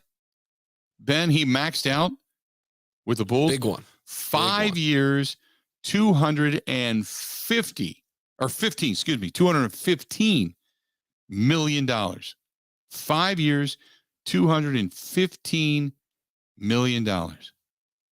That is huge money. Huge money. 877-867-1670. If you subscribe to USA Today, and I don't know if you do or not, they also have a big article today in the sports page of name, image, and likeness, NIL failures, successes, and unknowns mark the first year. They talk about some of the bigger deals that were out there, some of the ones that went really, really well, some of the failures in all of this before it's all said and done. So, yeah, big time. Some major failures out there with not a huge amount of money given away, but enough to make some companies go, I don't know. I know of one company last year, I talked about this, that was trying to acquire Graham Mertz, could not get through to him, or wasn't getting a phone call returned, one of the two, but they wanted to jump on the bandwagon. And I was notified of, quote, thank God we didn't. So hopefully Graham Mertz turns it around, has a better season, and then is able to kind of cash in a little bit on the name, image, and likeness deal. But yeah, there was one company that was out there that I was notified of that said, yeah, we wanted him. We tried really hard, couldn't get through, didn't know how to go about it, wasn't getting a reaction out of Wisconsin, and the deal ultimately did not happen. And now they went and said, woo. So, not that if I'm Graham Mertz sitting here listening to this, I'm saying, hey guys, can somebody at least give me the phone message next time? Probably happening. Meanwhile, you got the Bucks. Bobby Portis is coming back, and then one of the piece players they had last year that really kind of showed his wares, to be honest with you, coming back into the fold as well. So they've made a few moves. Not a bad way to go. Good stuff there. So the Bucks they've a lot of money being tossed around right now, by the way, when it comes to NBA free agency early on. So good to see the Bucks get back in on the Bobby Portis deal. Joe Ingles is in. Javon Carter is back. So a lot going on there. The Celtics, we got a trade. Adrian Wojnarowski saying the Celtics are sending Daniel Theis, Aaron Nesmith, and a 2023 first-round pick to the Indiana Pacers for Malcolm Brogdon, the former Milwaukee Buck. How about that? The Pacers trading guard Malcolm Brogdon to the Boston Celtics. Maybe, just maybe, the Bucks face Malcolm Brogdon and company in the Eastern Conference Finals next year.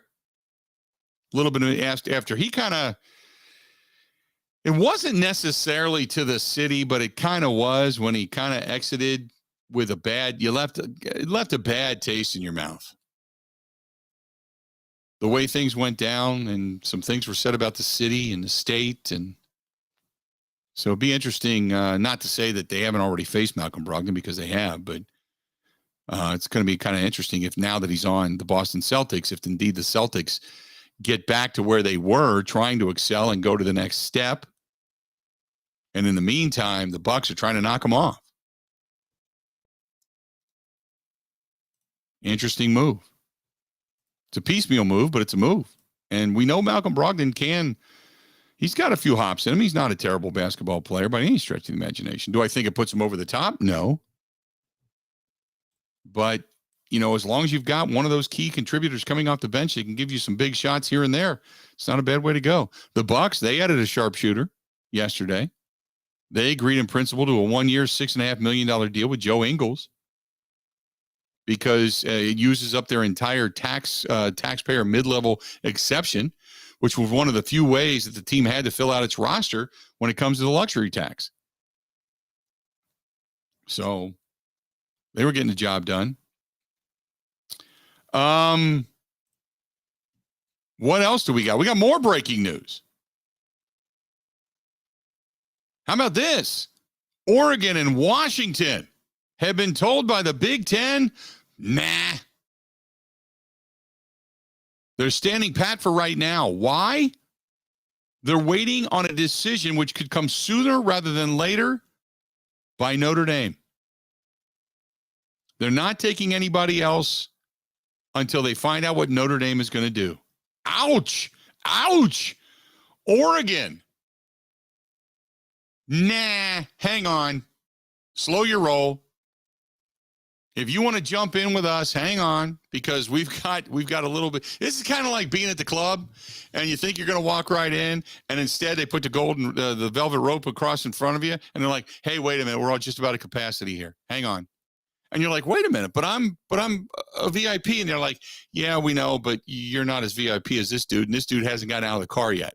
So if we're going to let anybody in, this dude in the car over here, he's bigger than you are, and you need to just slow your roll." So you stand in line.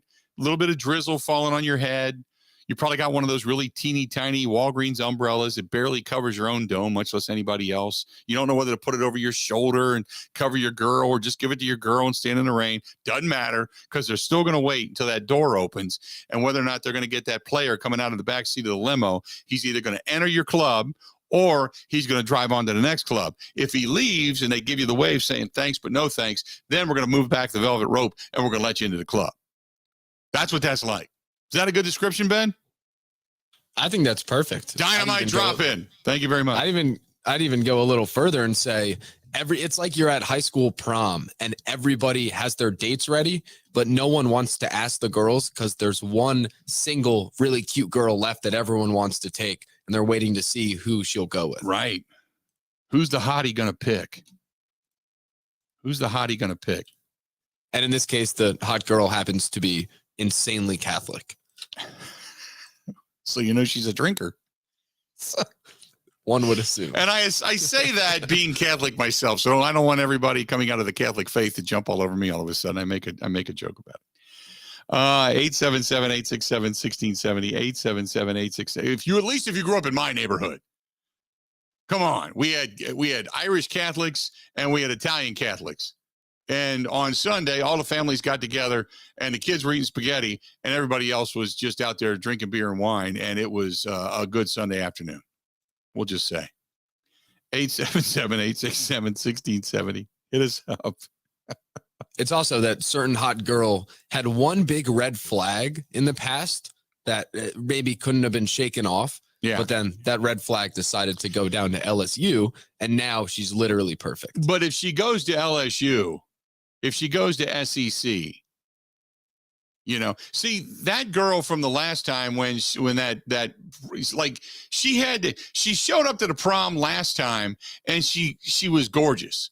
She had the dress on, tight fitting. Oh yeah, had the slit up to here. Oh, you could tell the building was cold. Beautiful hair, the whole thing. She was a stunning girl. Brains, intelligence. The problem was she had a big cluster of what looked like bubble wrap on her upper lip. You're like, oh, damn, got the herpes. And then the herpes left and went to LSU. So now she's better looking. How you like that? That is good. And you would assume she suddenly became partially Southern and was gassy. So now all of that is gone. It's been exercised. The demons are out of her body. So now she's back to being cute again. There you go. 877-867-1670. Oh, find us. By the way, coming up tonight, I haven't even mentioned this, but coming up tonight, you got Brewers baseball back at it. The Brewers took a loss yesterday. Corbin Burns against Contreras tonight. By the way, 6:05 start time from PNC Park.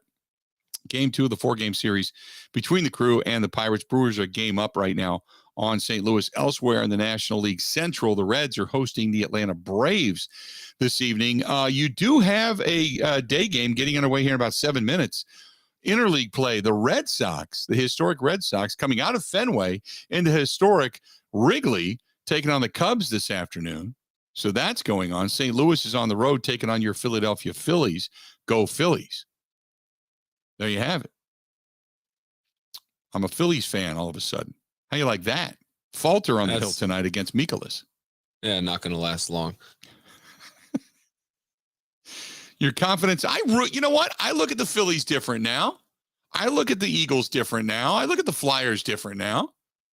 You used to grossly look down upon the city, and now we're a little less worse. The best story ever in my travels comes out of the city of Philadelphia. I told you that. Yeah, it's a great story. That is the best story. I look at everything in the sense of, what do I get out of it? Okay. And I'm not talking about something free. Okay. What I get out of it is, do I have a good story to tell, some kind of a yarn that is truthful, that you can spit on the air, that can encapsulate people's minds, even if just for a short period of time. And you can maybe paint the picture and put it all out there for people to absorb, just to give you a sense of the experience, because that's really what we do. We are credentialed. We are eyes and ears for the fan that doesn't normally get behind the scenes. That's what it is you and I do. So that's why when something good happens, if we can bring it to light via a picture on a website, or if we can bring it to light through our experience and mental imagery, that's what we do. There's an art to that. So one of my best experiences ever was in the city of brotherly love.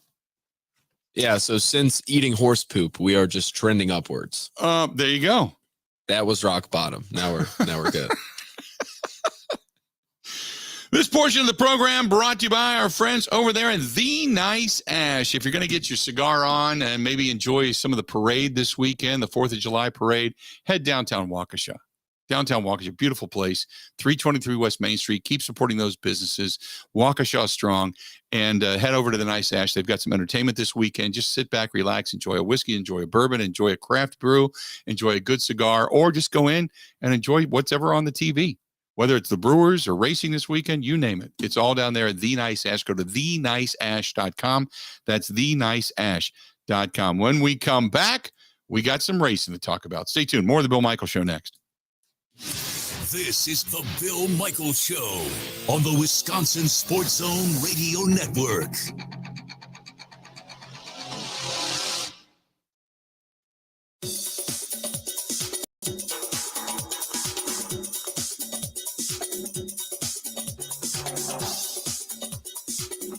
Bill Michaels will resume in 3 minutes.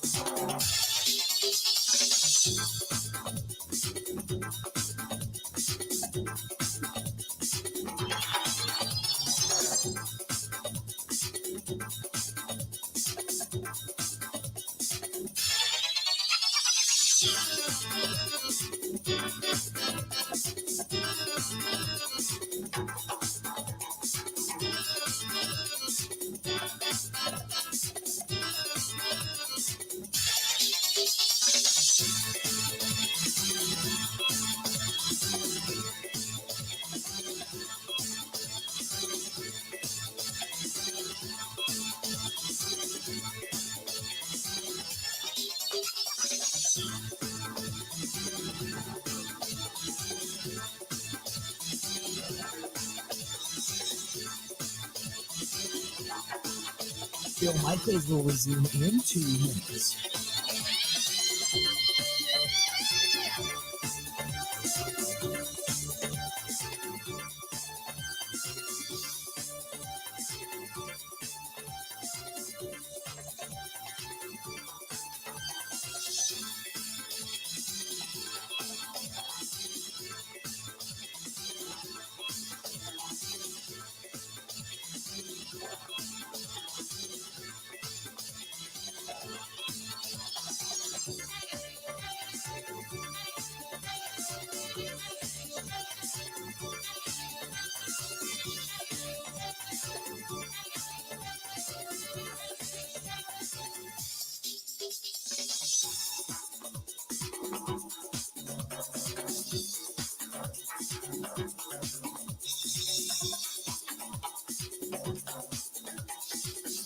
Bill Michaels will resume in 1 minute.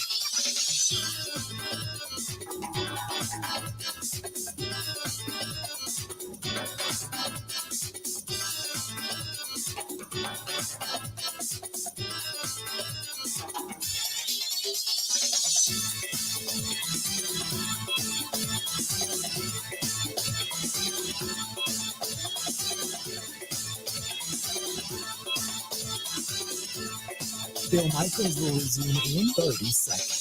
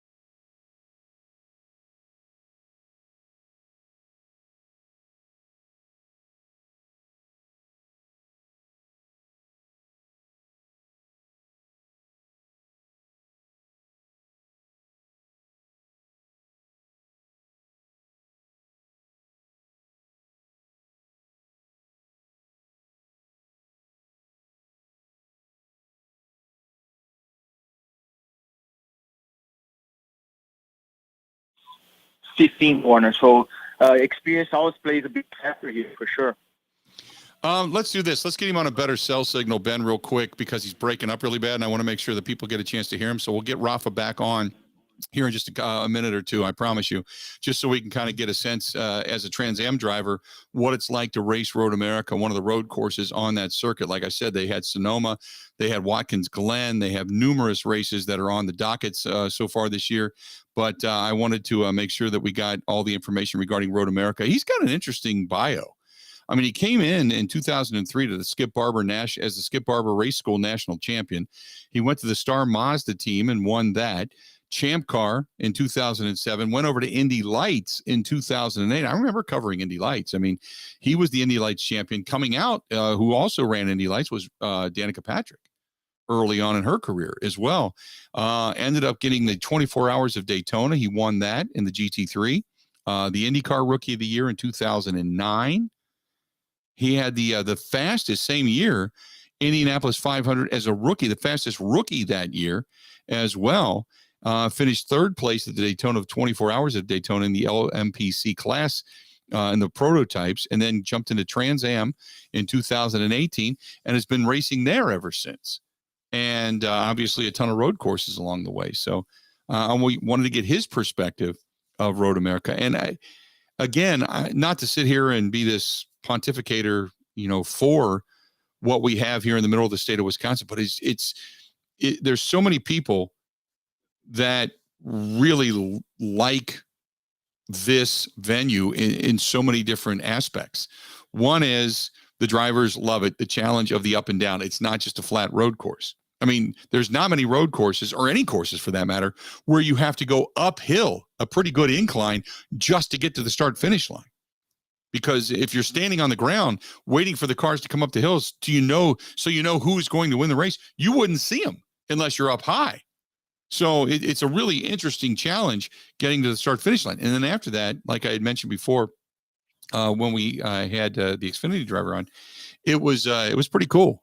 He talked about many different things, whether it's the carousel, going down turn 5, back up into turn 6, braking real hard, going downhill into the turn to go back uphill, making a turn at the apex of the hill, which is a blind turn, and then back down, and then you come up through the hills and the trees up there through Canada Canyon, or I think that's what they call it, if I'm not mistaken. But it's fantastic. It's a really neat place. And then obviously all the camping and the fans, it's pretty cool. Hey, by the way, if we can get him back on, great. If not, we can't. But the Pac-12 board met this morning and authorized the conference to explore all expansion options. The 10 university presidents and chancellors, they say, remain committed to share the mission of the academic and athletic excellence on behalf of our student athletes, blah, blah, blah, blah, blah. Okay, in other words, the Pac-10 is now scrambling. Hey, we've lost 2 of our biggest names. We're now scrambling. In the meantime, as we know, the Big Ten has said to Oregon and Washington, hold your roll. Slow your roll. Hang on. We're waiting to see what Notre Dame wants to do. Right now, speaking of the Catholic side of things, Ben, we have seen no white papal smoke come out of Touchdown Jesus, right? No. We do not know what Notre Dame is thinking. They have not made any statements. And I've been kind of watching that. But the official Pac-12 statement is the board of directors met this morning and authorized the conference to explore all expansion options. So in other words, they're trying to save the Pac-12. But if I'm the Pac-12, knowing that some of the bigger fish have already jumped, I mean, Texas and Oklahoma are going to the SEC. Your 2 pieces, bigger pieces, USC, UCLA, they've jumped to the Big Ten. What else is out there for you to grab on the West Coast to put into your conference? It would be really hard to convince any team from the East to go there, in my opinion, anyway. So what are you going to get? Cincinnati's already committed to go to the Big 12. Houston, I think, is heading to the Big 12. Memphis? You're not going to get much out of the ACC, right? Well, the ACC schools are bound by a TV deal that goes Right. through 2036, so it's going to be nearly impossible to grab them. Right. You're not going to get them. What do you want out of the Big 12? West Virginia's already jumped to the Big 12. How would you like to be West Virginia? You jump to the Big 12, you sign the contract to stay, and now the Big 12 is losing its two key pieces in Texas and Oklahoma. You're bringing in Cincinnati, which technically would be a lesser piece, and the panache and swagger of your conference has fallen off dramatically after you just jumped for more money. You're not going to take anything out of Conference USA if you're the Pac-12, right? Is there anything appealing down there? No. Western Kentucky, Marshall, Old Dominion, Middle Tennessee, Florida Atlantic, Charlotte, Florida International, USTA or UTSA, UAB, North Texas Mean Green, UTEP, the home of Aaron Jones, by the way. Rice, Southern Miss, home of Brett Favre. Louisiana Tech? No. You can try to grab an independent like Notre Dame, but they're not coming. They're not going to the Pac-12. The Mid-American, the MAC? No. There's nothing there you want. The Mountain West? Is Wyoming going to bring any panache? San Diego State? Probably not. Hawaii? No. That's it. The Sun Belt? So when the Pac-12 comes out and makes a statement, we are continuing our efforts to, keep the Pac-12 blah blah blah. It's over. That's it. It's over. Now everybody in the Pac-12, you're taking on water. Oregon wants out. Washington wants out. Not happening. You're not taking anybody. Nobody's jumping out of the SEC. Nobody's jumping out of the Big Ten. Even if you're one of the bottom feeders in the SEC or the Big Ten. Where are you going to go? You're not going. Indiana? Winless Indiana from last season. Think Indiana's jumping to the Pac-12? Pac-12? No. Can't pay them the same. You lose a ton of money. Go be a doormat and get beat up on. Rutgers? No. Maryland? No. Go get beat up on in the Big Ten. 877-867-1670. 877-867-1670. Andrew says, I guarantee you, your favorite person in the whole world, Ben, PJ Fleck, will be ordering Rose Bowl rings for the Gophers when they try to play their first regular season game at the Rose Bowl, since they haven't really played there in decades. Like it. Could be right, too. Could be right. Like it, though. Dripping with sarcasm. Nothing wrong with that on this program. 877-867-1670. Rafa, not going to be coming back. The phone, not good. Must be an overseas phone or something. I have no idea. Would have loved to have talked to him, but unfortunately the cell signal just breaking up, and it's just too irritable to listen to. Turns too many people off. So let's do this. We're going to step away, take a quick break, come back, talk a little bit more about this realignment. Curly's Waterfront Pub and Grill. If you're going to go, you're going to get some great food. Pewaukee Lake, sit by Smokey's bait shop right there on the ramp. Watch the boats go in and out. Watch the boats go by. Maybe walk down to the water. Maybe even do a little fishing down there. Whatever it is you want to do. But good food. They've got good music over the weekend. Catch the Brewers game. Catch the races over the weekend. A lot of good stuff. Curly's Waterfront Pub and Grill, the home of the Pig Porker. That's a sandwich, by the way. Say hi to Ryan and his entire staff over there at Curly's Waterfront Pub and Grill. Great place. Love going there. More of the Bill Michaels Show next. Covering Wisconsin sports like a blanket. This is the Bill Michaels Show on the Wisconsin Sports Zone Radio Network. Wisconsin isn't snobby, snooty, or pretentious. It's Midwestern charm at its finest. And that's exactly what Forgotten Fire Winery in Peshtigo is all about. Fun in a bottle without the attitude. You can find their full wine and cider lineup in their tasting room or in liquor and grocery stores throughout the state. The winery is a great place to get away. For wine and cider tastings, great live music, and private events all year long. Remember, any time is a great time for Forgotten Fire wines and ciders. Wisconsin wine made from Wisconsin people.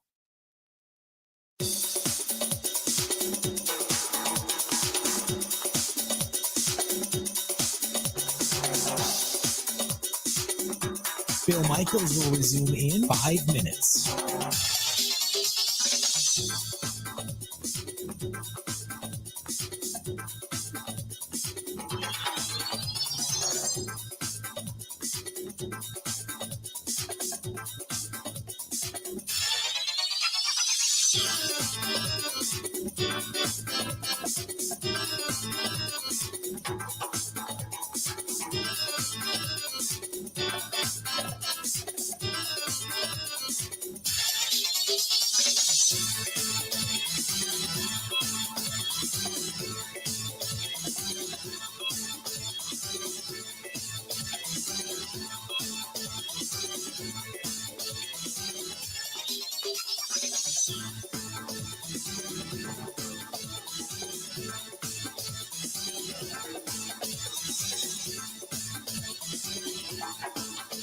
Bill Michaels will resume in 4 minutes.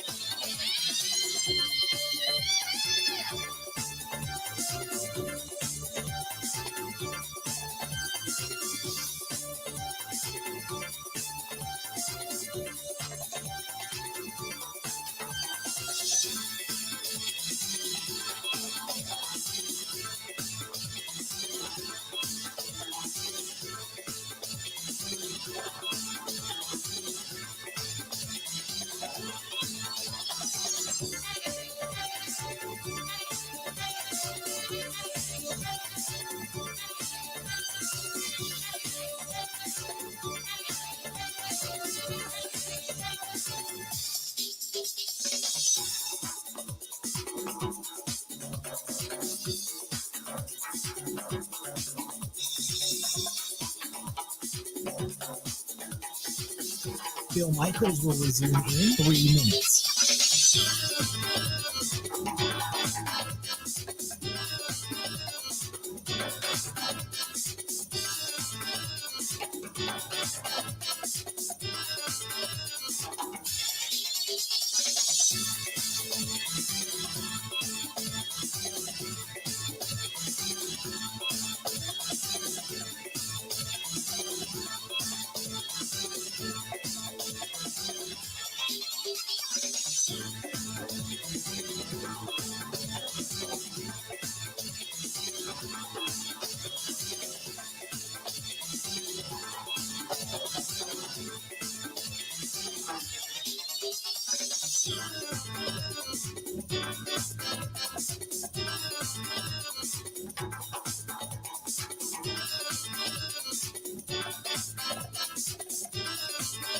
Bill Michaels will resume in 2 minutes.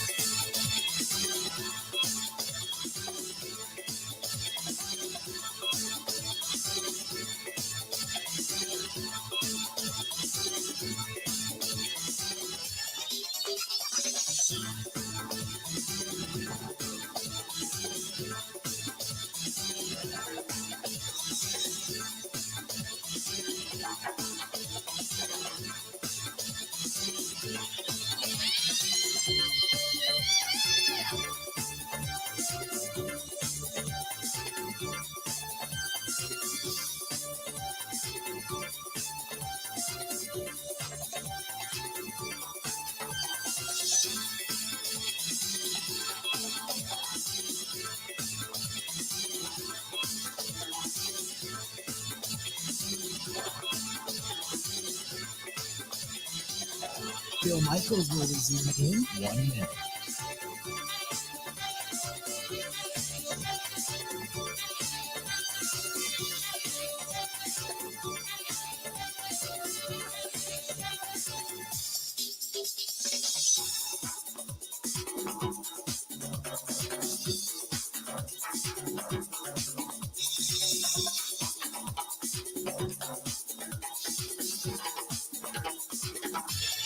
Bill Michaels will resume in 30 seconds.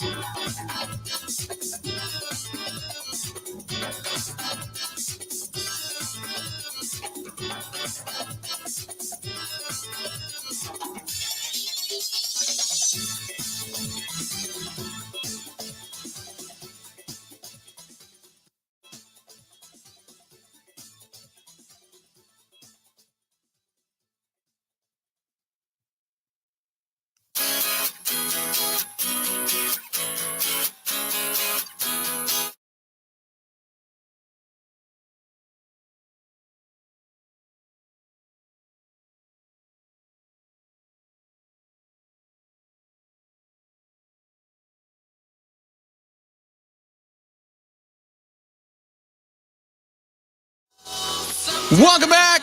If you are out and about coming up, you may see at the Summerfest grounds, our friends from the Milwaukee Admirals down there putting on some clinics. If you got the kids looking for something to do while you're waiting for your show to begin, or maybe you're just walking around and maybe you're a hockey fan, stop down, check out the Milwaukee Admirals at Summerfest. Look for them as well over at State Fair. But if you're looking for hockey tickets for the 2022-2023 season, go to MilwaukeeAdmirals.com. That is MilwaukeeAdmirals.com. Got some emails to get to, some good stuff. This one, I really don't know. Keith says, Keith listening to us in Hartford said, Unit, would Notre Dame bring all sports into the Big Ten or just football? Well, basketball, Ben, they're in the ACC, right? Correct. What's in the Big Ten? Hockey. Women's hockey, or hockey in general. Hockey in general. So they're in the Big Ten for hockey. I would think if I'm the Big Ten, I don't want them to play basketball in the ACC, right? You want them in the Big Ten. So, I mean, that's a great question, Keith. I don't have the specific answer for, but it's a good question. Would they bring all the sports or just football? So anyway, this was from Justin, listening to us from Toma. He said, hey, Unit, we're actually listening at Road America. Watched some of the practices earlier today. We're waiting for your arrival. We've got a cold one for you when you get here. Is there a place here to watch the Brewers game tonight? Justin, that's a great question. There's a like a restaurant / bar right there in the middle infield. It is just to the east of the where you get the souvenirs from Road America. I don't know if they have TVs outside or not. I don't think they do. I don't think there's a specific place to go and watch it. I think your best bet is to find somebody in an RV that has a TV outside that has a game on, but not that I know of. So sorry. I wish I could tell you more. I believe we're going to have it on. That's for damn sure. But as far as I don't think, I don't think that, I don't think there's a specific place. Sorry about that.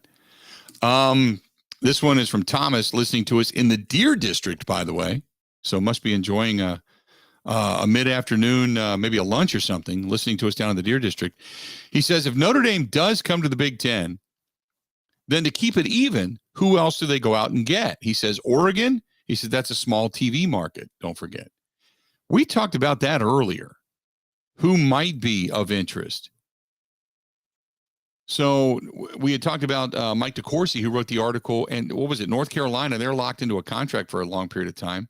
There was Washington, since you're already going to the West Coast anyway, would make sense. Washington and Oregon, for that matter. Seattle, the nation's number 15 market, that's where Washington is. But then again, if you would just bring in one, would it be Oregon? Now, the Oregon Ducks have been good over the years, and they were actually in the initial college football playoff finals. They were in the Final Four in 2017. They're excellent in men's basketball under Dana Altman, don't forget. But the population of the entire state is 4.2 million. Every other Big Ten expansion, including Penn State, was driven by getting access to larger television markets. So Portland at number 25, is that big enough? Is that big enough to fill the requirement? Then again, think about this. You know, Wisconsin's always been in the Big Ten, but the state of Wisconsin has almost 5 million people. But Madison is not. Milwaukee's the larger market. But Madison is not a ginormous market by any stretch, but you do get the television market here in the Milwaukee area as well. So it combines to be a rather large market, I guess. Plus you get the northern fringes of Illinois. So that's a great question. Andrew says, what about Colorado? You get the Denver market. That's a good point too. If Oregon and Washington want to jump as a pair, which I can't imagine they have that affinity or affiliation, but then you could go to Colorado. Yeah. Kansas, the nation's number 31 market. Stanford. Would Stanford go? But their attendance last year was minimal. Now, granted, they had pandemic issues in California, which was significantly knocked down people's ability to go to the game. Cal? That's a great question. I don't know.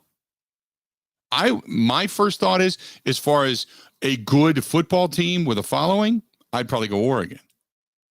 But Ben, would you agree? Would it be Oregon, or is there somebody else that you can think of? Oregon makes the most sense. You get that Nike money too. What about Arizona State getting the Phoenix market? Arizona State's a disaster program-wise. But yeah, market-wise, I guess it makes sense. Maybe Arizona, the other school you got in there. Herm Edwards, Brian Billick, Marvin Lewis. They were all out there for that program. They've kind of run it.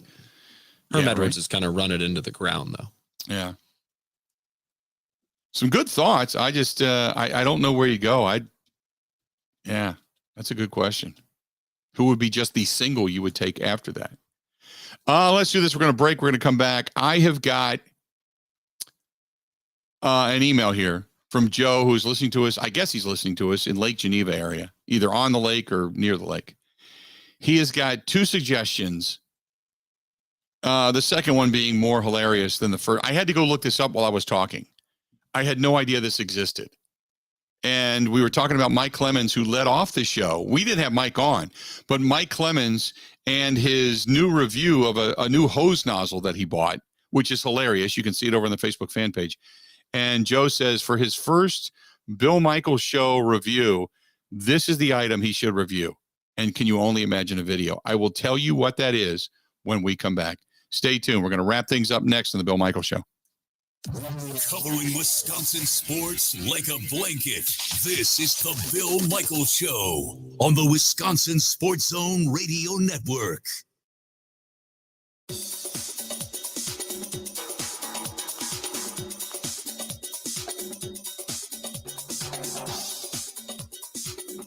Bill Michaels will resume in 3 minutes.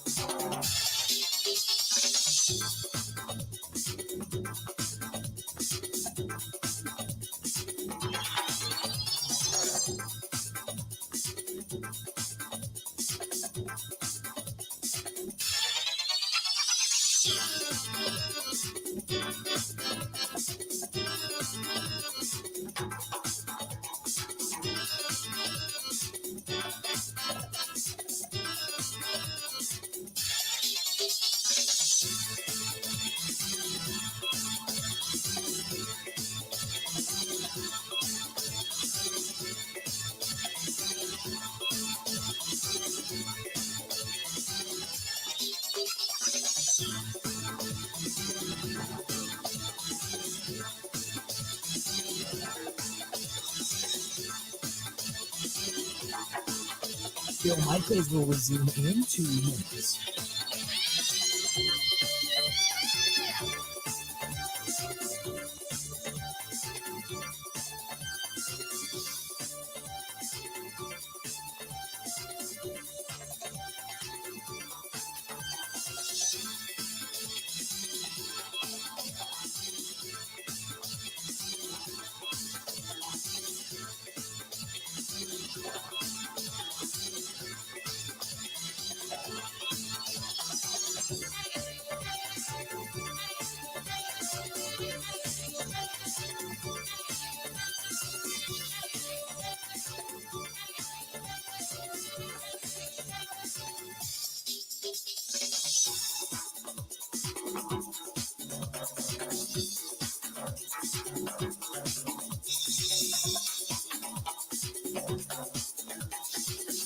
Bill Michaels will resume in 1 minute.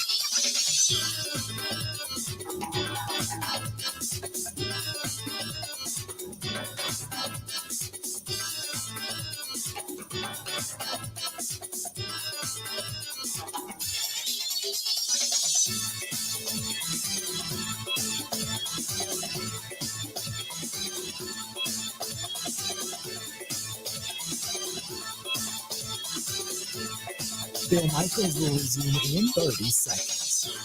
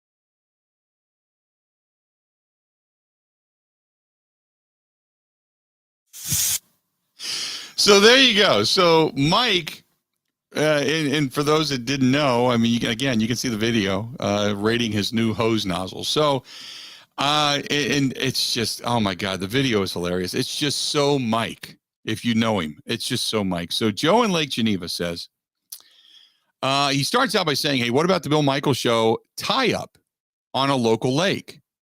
Since you got your boat back, that'd be kind of cool. We could put a generator on a pontoon boat and do your entire show from a pontoon boat in the middle of a lake with the cameras. That's not a bad idea. If we have a good cell signal shot, I think we could do that. Ben, should we look into doing the show from a boat? Yeah. A big giant pontoon boat. I would write some ground rules about the clothing that had to be worn. Okay, I'm not going shirtless. I'll tell you that right now. But if we do it via tie-up, some tie-ups can get some pretty interesting scenery. And since what goes over the air is one thing, it can't be seen. But what goes over the Bud Light live stream, since it's internet-based, YouTube-based, it's kind of like no holds bar. There's no governance to that. We're pretty much in the clear. That's not a bad way to go. We could do that. He has his hose out. Should have never said that. So we could do that, though. We could do that. We've gotten some really good suggestions today, and I'm liking it. So he goes on to say, I have the first product for Mike Clemens to review on the Bill Michaels show. Have you ever heard of the potty putter? No. Google it. You got to Google it. I had no idea this existed. It is like a little rug that fits around the base of your toilet, but it's like AstroTurf. And it comes with about a 2.5 foot to 3 foot golf club. And it's got 2 miniature golf balls. It's got a door hanger so you can hang on your door to tell people not to bother you. And it's got a hole with a flag. And it's called the potty putter. You can practice your putting while going to the potty. He said that would be the best product for Mike Clemens to review. It's on Amazon right now for, what is it, $15.99. One's called the Potty Putter. The other one's called the Toilet Golf Dinker. This one's called 90th Birthday. Well, 90th birthday would mean you could feel the water. So it's on Amazon for $16.99. So take it to the next level. And I saw this product and almost fell over. It is called the Butt Putt Farting Game. Did you see that one? No. So what in the world is this? It's called the Butt Putt Farting Game. And it's based on the premise of hitting a ball, putting a ball into the hole. And then, as you see in some of these offices, the ball then pops out of the hole like a bowling ball, hits a little ramp and rolls around the ramp and then comes back to you. That's your putter. That's your putting game. They take it to the extreme.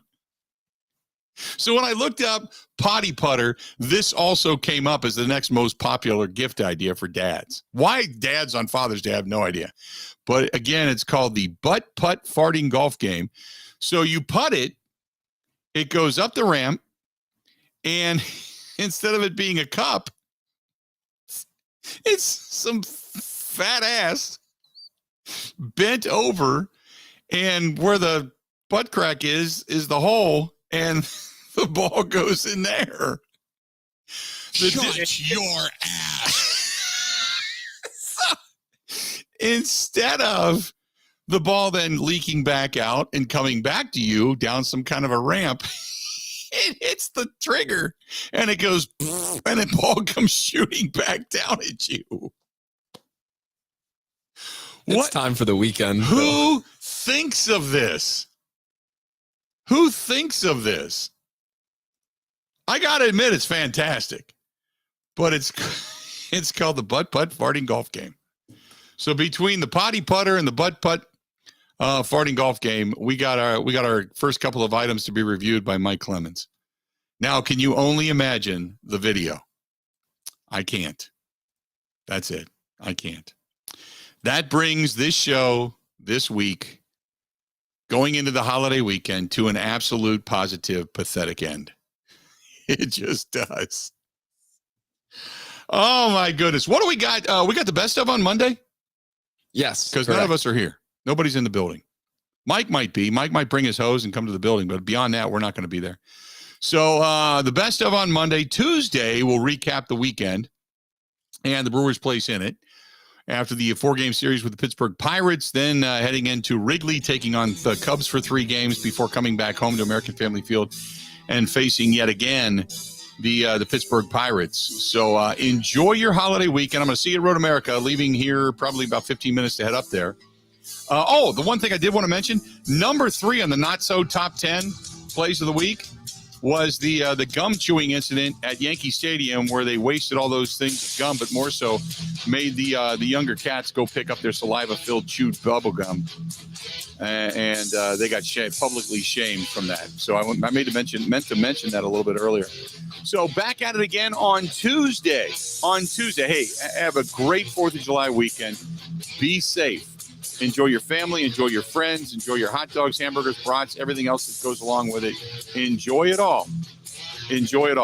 But stay safe. We'll talk to you again coming up next week.